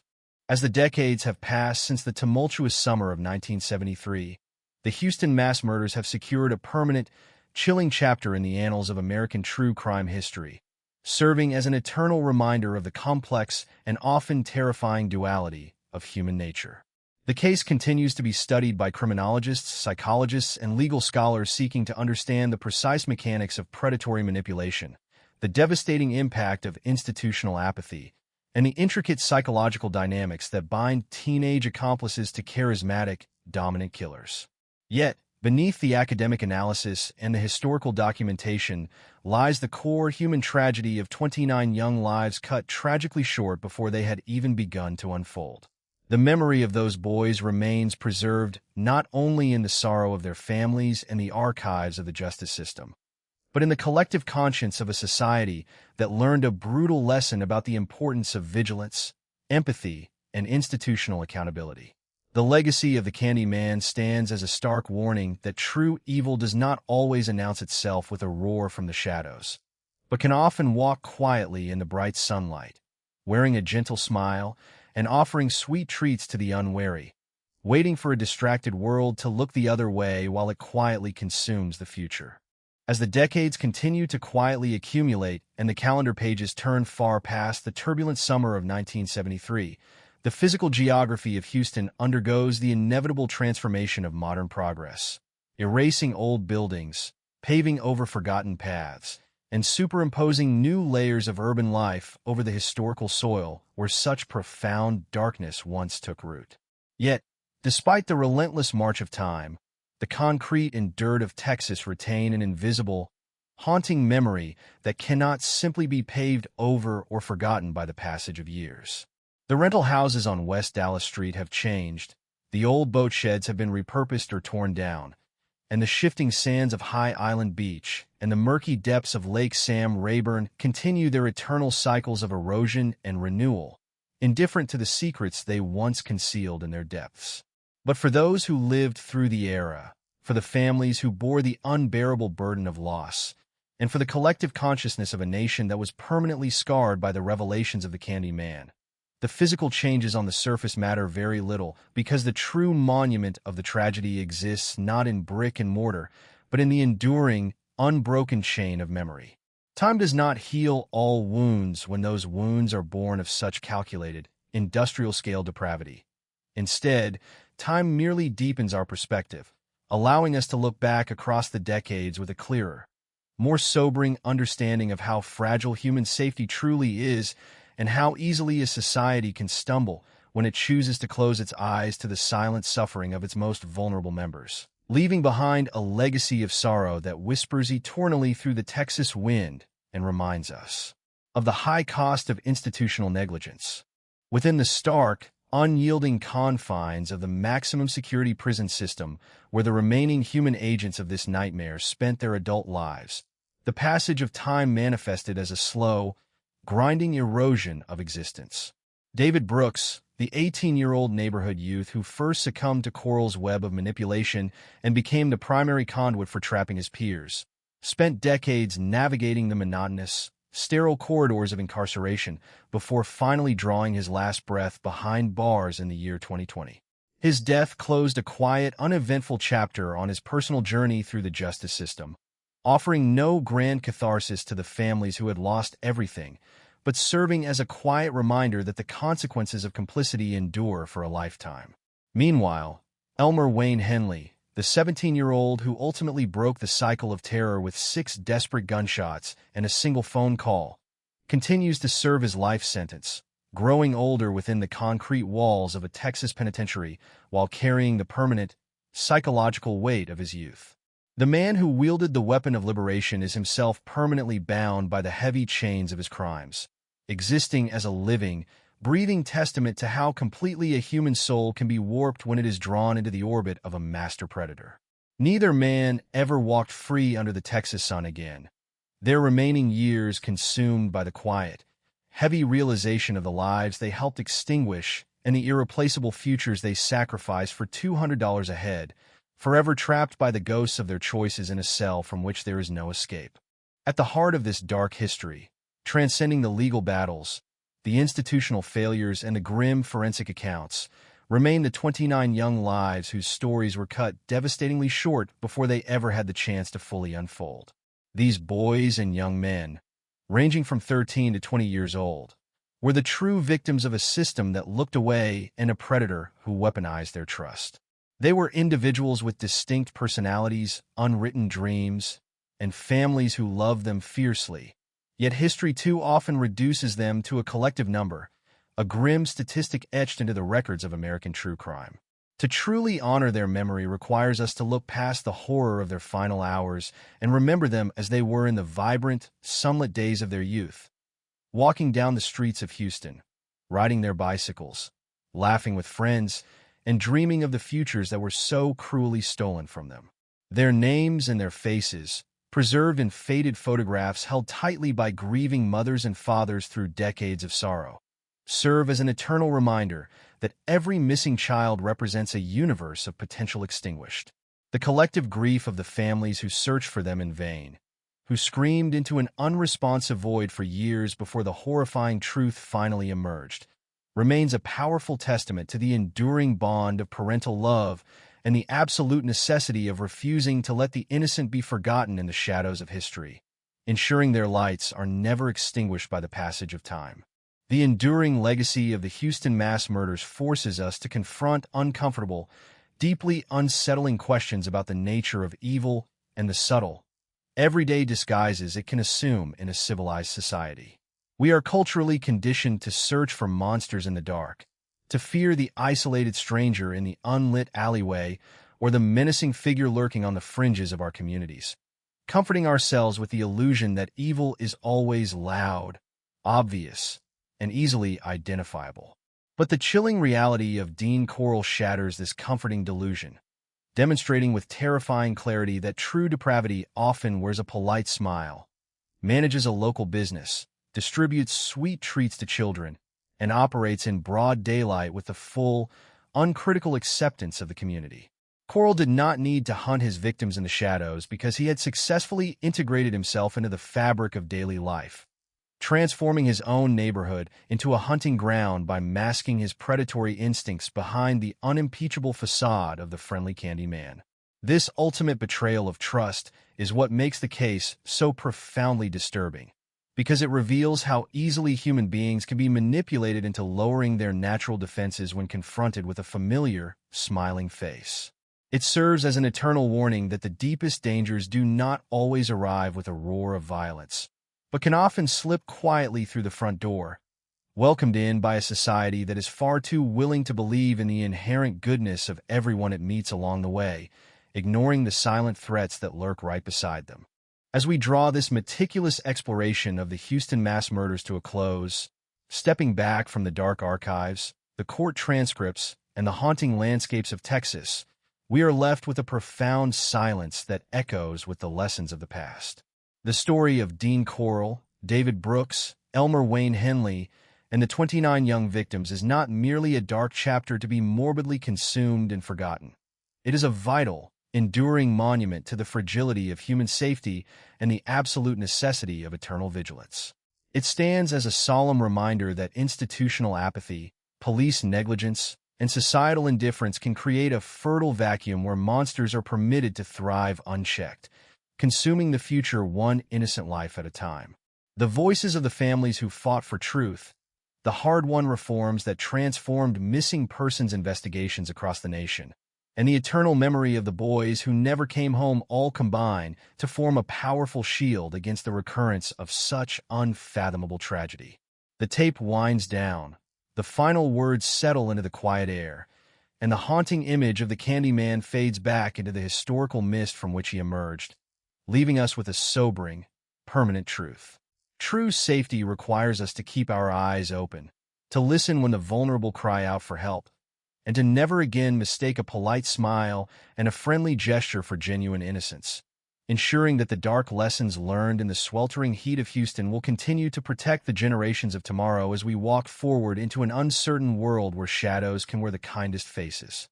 The evolution of how society consumes and processes narratives of extreme violence has undergone a profound transformation in the decades following the dark summer of 1973, shifting from local whispered rumors and sensationalized headlines to a vast global ecosystem of true crime podcasts, documentaries, and digital archives. Yet, beneath the morbid fascination of the modern audience lies a critical ethical responsibility that is frequently overshadowed by the pursuit of shock value. When we recount the harrowing details of the Houston mass murders, when we trace the footsteps of Dean Corll, David Brooks, and Elmer Wayne Henley through the sun-baked streets and hidden burial grounds of Texas, we are not merely engaging in a passive exercise of historical recounting. We are stepping on a hallowed ground steeped in the permanent, irrecoverable sorrow of real human beings whose lives were brutally cut short. The digital age has democratized information, making the darkest chapters of criminal history accessible to millions with a simple keystroke or a tap on a screen. But this unprecedented accessibility brings a dangerous tendency toward abstraction, where real victims are reduced to character tropes in a suspenseful narrative, and horrific atrocities are consumed as evening entertainment rather than recognized for what they truly were: profound human tragedies that left behind shattered families and unwritten futures. To remember these 29 boys correctly requires a conscious resistance against sensationalizing their suffering, demanding instead a posture of quiet reverence, deep empathy, and an unwavering commitment to keeping their individual humanity at the absolute center of the story. The psychological landscape of Houston itself, a sprawling metropolis defined by rapid economic expansion, carries an invisible, enduring architecture of memory that permanently links its modern identity to the shadows of its past. Physical structures can be demolished, paved over, or replaced by sleek glass towers, but the emotional geography of a city retains the deep, silent imprints of its greatest collective traumas. The streets where teenagers once rode their bicycles on lazy summer afternoons, the neighborhood corners where a polite candy factory manager offered sweet treats with a disarming smile, and the hidden locations where makeshift graves were hurriedly dug under the cover of oppressive Texas humidity all exist in a liminal space between history and myth. For the residents who grew up in the shadow of the panic, the story of the Candyman serves as a grim urban folklore that parents whisper to their children as a cautionary tale about the invisible dangers of the world. Yet, this folklore must never detach itself from the sobering reality of its occurrence. It was not a ghost story invented to frighten children into obedience. It was a devastating reality rooted in systemic failure, institutional negligence, and the chilling capacity of a human mind to compartmentalize absolute depravity behind a mask of everyday normalcy. The city of Houston lives with this dual existence, balancing its vibrant modern culture against the dark, eternal reminder of the boys who never came home, a permanent scar reminding every citizen that even the brightest communities can harbor unimaginable darkness if people choose to look the other way. Beyond the boundaries of Texas, the long-term impact of the Houston mass murders extends deeply into the professional evolution of criminal profiling, investigative psychology, and forensic science, reshaping how law enforcement agencies across the globe understand predatory behavior. In the early 1970s, the operational frameworks for tracking serial killers were still in their relative infancy, heavily reliant on fragmented local intelligence and burdened by bureaucratic silos that prevented different jurisdictions from connecting the dots of escalating violence. The sheer scale of Coral's operation, spanning multiple counties, utilizing teenage accomplices, and exploiting institutional blind spots regarding missing teenagers, exposed catastrophic vulnerabilities in the criminal justice system that could no longer be ignored. The hard lessons learned from the failure to investigate the missing Houston boys catalyzed a revolutionary transformation in how modern investigators approach serial criminality, giving rise to specialized behavioral analysis units, multi-agency task forces, and standardized protocols for tracking missing persons across state lines. Investigators learned that predators operating within a community often rely on psychological camouflage rather than geographical isolation, hiding in plain sight by exploiting the natural trust and social norms of the neighborhoods they inhabit. The methodologies developed in the wake of the case have since helped law enforcement agencies identify and stop numerous predators before they could reach catastrophic body counts, ensuring that the suffering of Coral's victims served as a tragic, catalytic turning point in the relentless evolution of modern investigative science and public protection. The ethical implications of true crime storytelling also invite a deeper examination of how we perceive accomplices and the gray areas of human culpability when individuals are trapped within the orbit of a charismatic, dominant monster. The legal and moral status of Elmer Wayne Henley and David Brooks remains a complex subject of study for legal scholars, psychologists, and ethicists examining the mechanics of coercive control and adolescent manipulation. Both young men were products of an environment that left them vulnerable to the predatory overtures of an older adult who weaponized financial independence, psychological isolation, and systemic fear to bind them to his horrific enterprise. Yet, the law must draw a firm, unyielding line between psychological coercion and active participation in mass murder, balancing the undeniable reality of their youth and manipulation against the staggering, irreversible finality of the 29 lives they helped to extinguish. Their lifelong incarceration in maximum security prisons stands as a somber reflection of this legal and moral equilibrium, offering no simplistic redemption arcs or comfortable moral resolutions, but rather a stark, unblinking acknowledgement that choices have permanent consequences, regardless of the psychological pressures that preceded them. The tragedy of Brooks and Henley serves as a haunting exploration of how easily human innocence can be systematically dismantled and weaponized against itself, creating a generation of perpetrators who were simultaneously victims of a master manipulator's psychological web and architects of an industrial-scale slaughterhouse that left an entire nation reeling in disbelief and profound sorrow. As we contemplate the vast expanse of time that separates our modern present from the scorching summer days of 1973, we are inevitably drawn back to the families of the victims, whose enduring resilience in the face of unimaginable devastation remains the most powerful and moving element of this tragic narrative. For decades, these mothers, fathers, siblings, and friends have carried a burden that time can soften but can never truly erase, navigating a lifetime defined by the haunting absence of sons who should have grown up to experience the full measure of life, love, and ambition. Their tireless advocacy, their refusal to let the bureaucratic apathy of the past define the legacy of their children, and their courage in speaking out against institutional negligence have transformed personal grief into a collective force for lasting social change. They ensured that the 29 boys were never forgotten, lifting their names out of the dusty police archives and embedding them permanently into the conscience of a nation that needed to be reminded of its profound failures in order to do better by its children. The legacy of the Houston mass murders is ultimately defined not by the calculated cruelty of the predator who orchestrated the violence, nor by the cold mechanics of the investigative excavation sites, but by the unbreakable strength of parental love and the sacred human duty to remember those who were taken before their time. Their voices, once marginalized by an unresponsive system, now echo as an eternal testament to human resilience. In the quiet twilight of this exhaustive exploration, As the historical tape winds down and the echoes of the Texas wind fade into the stillness of the modern digital landscape, the profound truth of the Houston mass murder settles over us like a sobering mantle. True evil does not announce itself with theatrical malice or dwell exclusively in the shadowed corners of our collective imagination.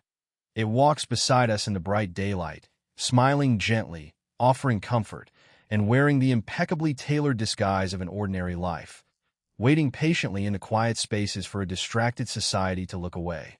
The memory of Dean Corll, David Brooks, Elmer Wayne Henley, and the 29 young souls whose futures were so violently severed serves as an eternal, unyielding monument to the fragility of human safety and the absolute necessity of eternal vigilance. We must keep our eyes open, listen when the vulnerable cry out for help, and refuse to let the comforting illusion of normalcy blind us to the silent suffering that can unfold right behind our front doors. The dark lessons learned in the sweltering heat of Houston remain an open wound and an enduring shield, protecting future generations only if we possess the courage to remember, to empathize, and to never again allow institutional apathy to shield a monster in plain sight. As these final words settle into the quiet air, the haunting image of the Candyman fades back into historical mist, leaving us with a sobering truth. True safety requires us to remain vigilant against darkness. As we arrive at the ultimate threshold of this exhaustive and harrowing journey through the darkest chapters of American criminal history, we are met with an overwhelming sense of solemnity and reflection that transcends the mere recounting of dates, locations, and judicial rulings. The Houston mass murders remain an open, weeping wound in the collective consciousness of the nation, a tragic monument to human suffering and institutional failure that continues to cast a long, sobering shadow across the decades. When the final court transcripts were archived, when the physical excavation sites were returned to nature, and when the prison doors slammed shut behind the surviving accomplices, the world did not simply return to normal. Rather, it was forced to recalibrate its understanding of how vulnerability, deception, and evil intersect in the most unexpected places.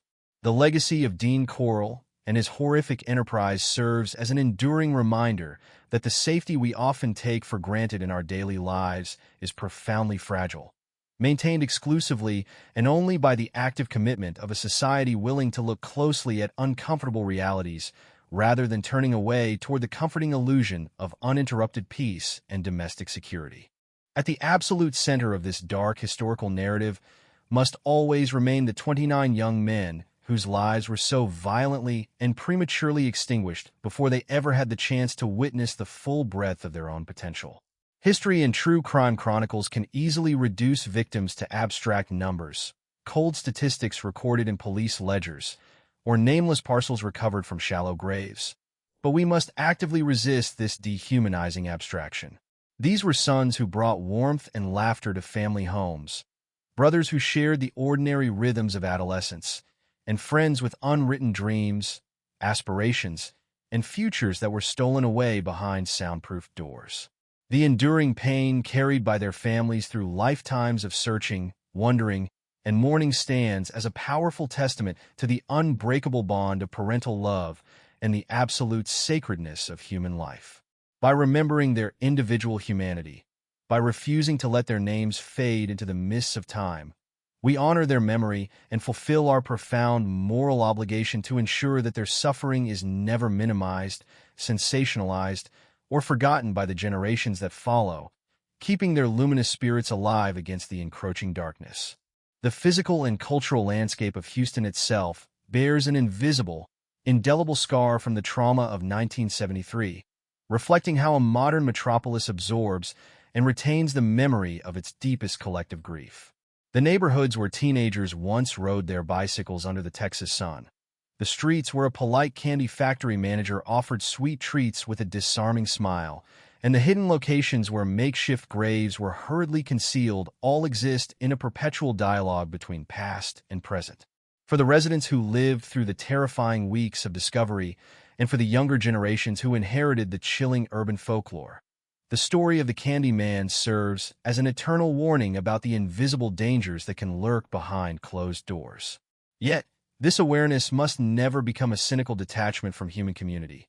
Instead, it must inspire a deeper, more grounded engagement with our neighbors, grounded in the understanding that true safety requires genuine attentiveness, mutual care, and a willingness to notice when something is fundamentally amiss in the lives of the young people around us who navigate the turbulent waters of adolescence.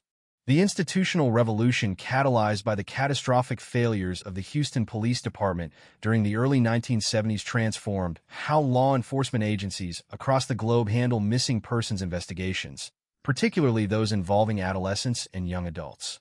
The tragic realization that dozens of vanished boys were dismissed as voluntary runaways while a prolific serial killer operated with total impunity forced a radical, long overdue overhaul of police protocols and investigative standards.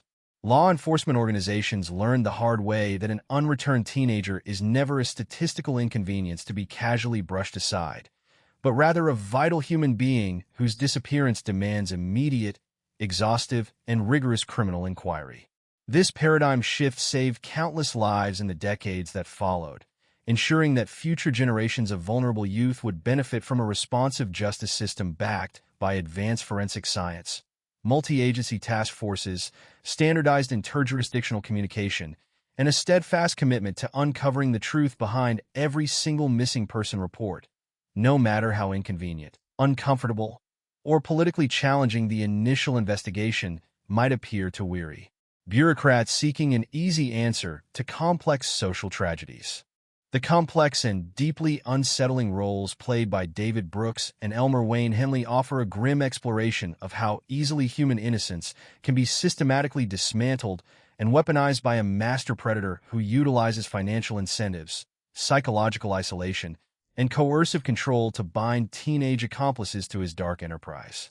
Their lifelong imprisonment in maximum security penitentiaries provides no simplistic moral catharsis, but rather a stark, unblinking acknowledgement that choices have permanent consequences, regardless of the manipulative pressures and psychological vulnerabilities that preceded them. They exist as living, breathing reminders of the tragic collateral damage that occurs when young minds are drawn into the orbit of unmitigated evil, trading their own humanity for blood money and spending the remainder of their days confronting the heavy, unyielding ghosts of the peers they helped betray. The legal and ethical frameworks that judge them will forever grapple with the blurred lines between coercion and complicity, leaving behind a sobering case study for legal scholars, clinical psychologists, and criminologists examining the darkest depths of human behavior under extreme duress within the modern American criminal justice system. The most terrifying dimension of the Houston mass murders remains the chilling illusion of normalcy that Dean Corll so meticulously cultivated throughout his adult life, shattering the comforting cultural myth that monsters always dwell in the dark, isolated shadows of society. Corll did not need to hunt his victims in secret hideaways because he had successfully embedded himself into the very fabric of the community, acting as a polite neighbor, a generous local businessman, and a friendly figure who distributed sweets to children in broad daylight. This profound betrayal of the social contract demonstrates with horrifying clarity how easily a predatory mind can conceal its true nature behind a respectable facade, utilizing the community's natural inclination to trust a familiar face as its most effective hunting weapon. It reminds us that true danger does not always wear a menacing scowl or announce itself with acts of overt hostility. Sometimes, it wears a gentle smile, speaks in a soft voice, and waits patiently in plain sight, proving that the deepest horrors are often those that hide right beside us while the world looks away in comfortable ignorance. As we contemplate the vast expanse of time separating our modern present from the scorching summer days of 1973, we are continually reminded that the price of safety is eternal vigilance, deep empathy, and an unwavering commitment to institutional accountability. The lessons learned from the sweltering heat of Texas demand that we maintain open eyes, listen attentively when the vulnerable cry out for help, and refuse to let bureaucratic convenience or societal indifference blind us to the silent suffering of those who need us most. We must cultivate a culture of genuine awareness where community trust is balanced with healthy situational discernment, ensuring that no child or teenager ever falls through the cracks of a negligent system again. The collective memory of the victims, the courage of the families who fought for truth, and the hard-won reforms of modern law enforcement all combine to form an enduring shield against the recurrence of such unfathomable tragedy, reminding us that we have a shared human duty to protect the innocent from the darkness that can hide in plain sight amidst our sunlit suburban streets. In the quiet twilight of this exhaustive chronicle, as the historical tape winds down and the echoes of the Texas wind fade into the stillness of the modern digital landscape, the profound truth of the Houston mass murders settles over us like a sobering mantle. The memory of Dean Corll, David Brooks, Elmer Wayne Henley, and the 29 young souls whose futures were so violently severed remains an eternal monument to the fragility of human existence and the absolute necessity of remembering those who were taken before their time. We leave this dark chapter behind not with morbid fascination, but with a profound reverence for the lives lost, a deep respect for the families who survived, and a solemn vow to keep our vigilance sharp against the subtle, everyday disguises of evil. As these final words settle into the quiet air, the haunting image of the Candy Man fades back into the historical mist from which he emerged, leaving us with a final, enduring truth. True safety requires us to remain awake, compassionate, and eternally protective of the light within our communities as we navigate the uncertainties of tomorrow. As we step across the ultimate threshold of this exhaustive and deeply sobering exploration, we find ourselves standing in the profound stillness that follows the resolution of a great historical tragedy. The story of the Houston mass murders is not merely a dark chronicle of criminal pathology or a clinical autopsy of systemic failure. It is a profound meditation on the fragility of human existence and the haunting ease with which light can be eclipsed by an orchestrated, calculated darkness. When we look back across the decades that separate our modern present from the scorching summer days of 1973, we are confronted with an overwhelming emotional resonance that resists simple categorization or easy dismissal. The narrative of Dean Corll, David Brooks, Elmer Wayne Henley, and the 29 young lives they so ruthlessly consumed has become an indelible part of the American consciousness, serving as a permanent reference point for discussions surrounding predatory behavior, institutional accountability, and the delicate balance of trust that holds our communities together. It is a chronicle that demands our full attention, not because we seek to glorify or sensationalize the mechanics of violence, but because the lessons embedded within its tragic chapters are essential to our collective understanding of human nature and our eternal duty to protect the vulnerable among us from the hidden threats that can thrive right in plain sight. The physical and emotional landscape of Houston carries an invisible, enduring architecture of memory that permanently links the city's identity to the trauma of that era. Urban development and modern progress have reshaped the streets, paved over old pathways, and replaced decaying structures with new monuments of commerce and daily life. Yet the historical soil retains an unmistakable gravity. For the families who walked through the agonizing fires of uncertainty during the early 70s, and for the generations of residents who inherited the chilling urban folklore of the Candy Man, the geography of the city is forever shadowed by the memory of the boys who never came home. This dual existence, balancing the vibrant energy of a sprawling metropolitan hub against the silent, eternal reminder of 29 stolen futures, illustrates how deeply a community can be altered by collective grief. It teaches us that cities are not merely collections of buildings and asphalt, but living archives of human experience where joy and sorrow, safety and terror are inextricably woven together into a complex tapestry that defines who we are and reminds us of the profound responsibilities we bear toward one another as neighbors, citizens, and human beings navigating an uncertain world. At the very heart of this vast and harrowing narrative must always remain the individual human beings whose lives were cut short before they ever had the opportunity to experience the full promise of their existence. In the cold calculus of criminal histories and judicial archives, victims are often reduced to abstract numbers or clinical statistics, but we possess a sacred obligation to actively resist this dehumanization.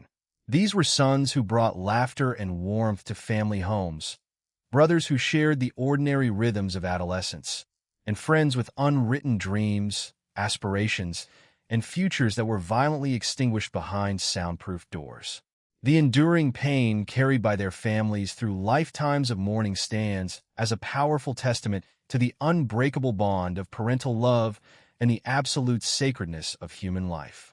By preserving their individual dignity, by ensuring their names and faces are never swallowed by the mists of historical abstraction, we honor their memory and fulfill our profound moral duty to keep their luminous spirits alive against the encroaching darkness of forgetfulness, ensuring that their suffering was never endured in vain. The complex and deeply unsettling trajectory of David Brooks and Elmer Wayne Henley offers a sobering exploration of how easily human innocence can be systematically dismantled and weaponized by a master predator. Operating within an environment of psychological isolation, financial incentives, and coercive control, these two teenage accomplices crossed an irreversible moral threshold, trading their own humanity for blood money and becoming active participants in an industrial-scale slaughterhouse. Their lifelong imprisonment in maximum security penitentiaries provides no simplistic moral catharsis or comfortable resolution, but rather a stark, unblinking acknowledgement of the permanent consequences of choice. They stand as tragic, living testaments to the devastating collateral damage that occurs when young minds are drawn into the orbit of unmitigated evil, existing as both perpetrators of unimaginable atrocities and victims of a master manipulator's calculated psychological web. The legal and ethical frameworks that judge them will forever grapple with the blurred lines between coercion and complicity, leaving behind a haunting case study that challenges our deepest assumptions about adolescent vulnerability, moral agency, and the profound weight of accountability within the modern justice system. The institutional revolution, catalyzed by the catastrophic failures of the Houston Police Department during the early 70s, transformed how law enforcement agencies across the globe handle missing persons investigations, particularly those involving adolescents and young adults.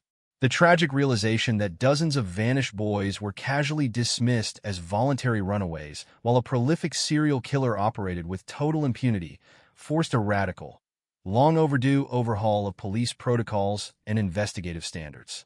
Law enforcement organizations learned the hard way that an unreturned teenager is never a statistical inconvenience to be brushed aside, but rather a vital human being whose disappearance demands immediate, exhaustive, and rigorous criminal inquiry. This paradigm shift saved countless lives in the decades that followed, ensuring that future generations of vulnerable youth would benefit from a responsive justice system backed by advanced forensic science, multi-agency task forces, standardized interjurisdictional communication, and a steadfast commitment to uncovering the truth behind every single missing person report. No matter how politically challenging or uncomfortable the initial investigation might appear to weary bureaucrats seeking an easy answer to complex social tragedies. The most terrifying dimension of the Houston mass murders remains the chilling illusion of normalcy that Dean Corll so meticulously cultivated throughout his adult life, shattering the comforting cultural myth that monsters always dwell in the dark, isolated shadows of society. Corll did not need to hunt his victims in secret hideaways because he had successfully embedded himself into the very fabric of the community, acting as a polite neighbor, a generous local businessman, and a friendly figure who distributed sweets to children in broad daylight.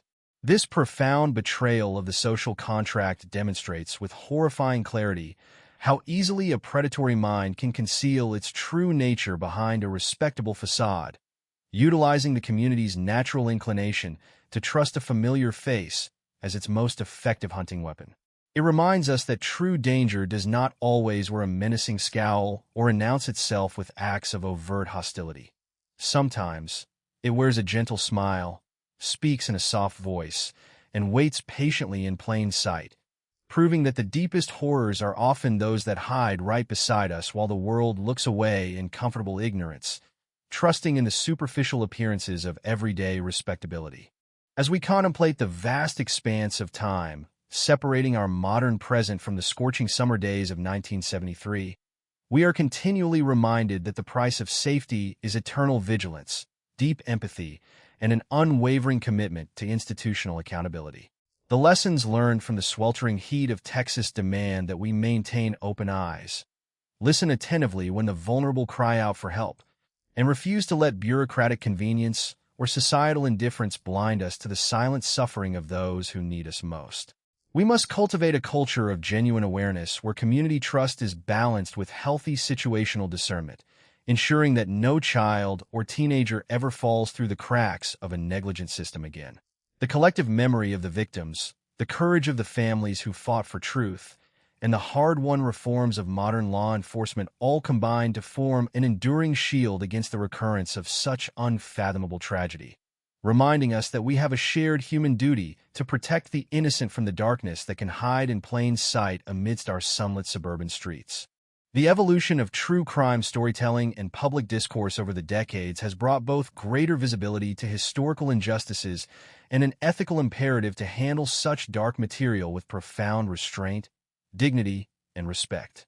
As audiences consume narratives of historical crime through global digital platforms and podcasts, the temptation to sensationalize or abstract human suffering is a constant ethical challenge that must be actively resisted.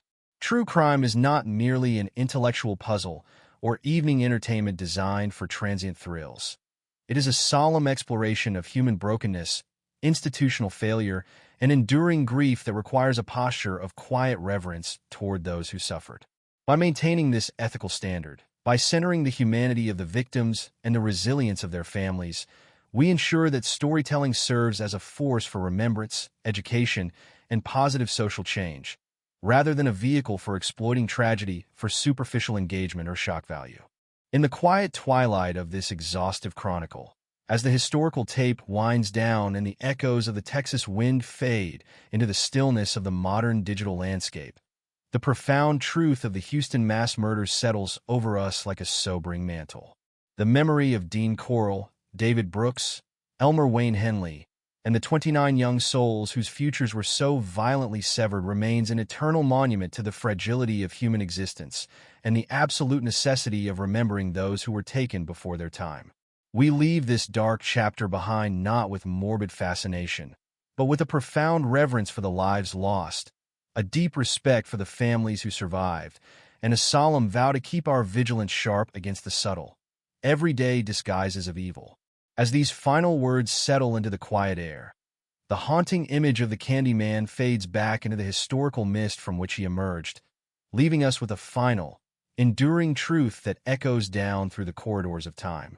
True safety requires us to remain awake, compassionate, and eternally protective of the light within our communities as we navigate the uncertainties of tomorrow.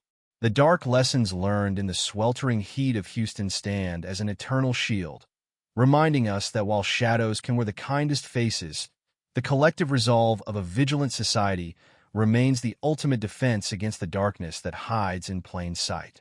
Let us carry forward the memory of the 29 boys, ensuring that their names are never forgotten, their dignity is never compromised, and their light continues to guide our vigilance through every shadow we may encounter on the path ahead.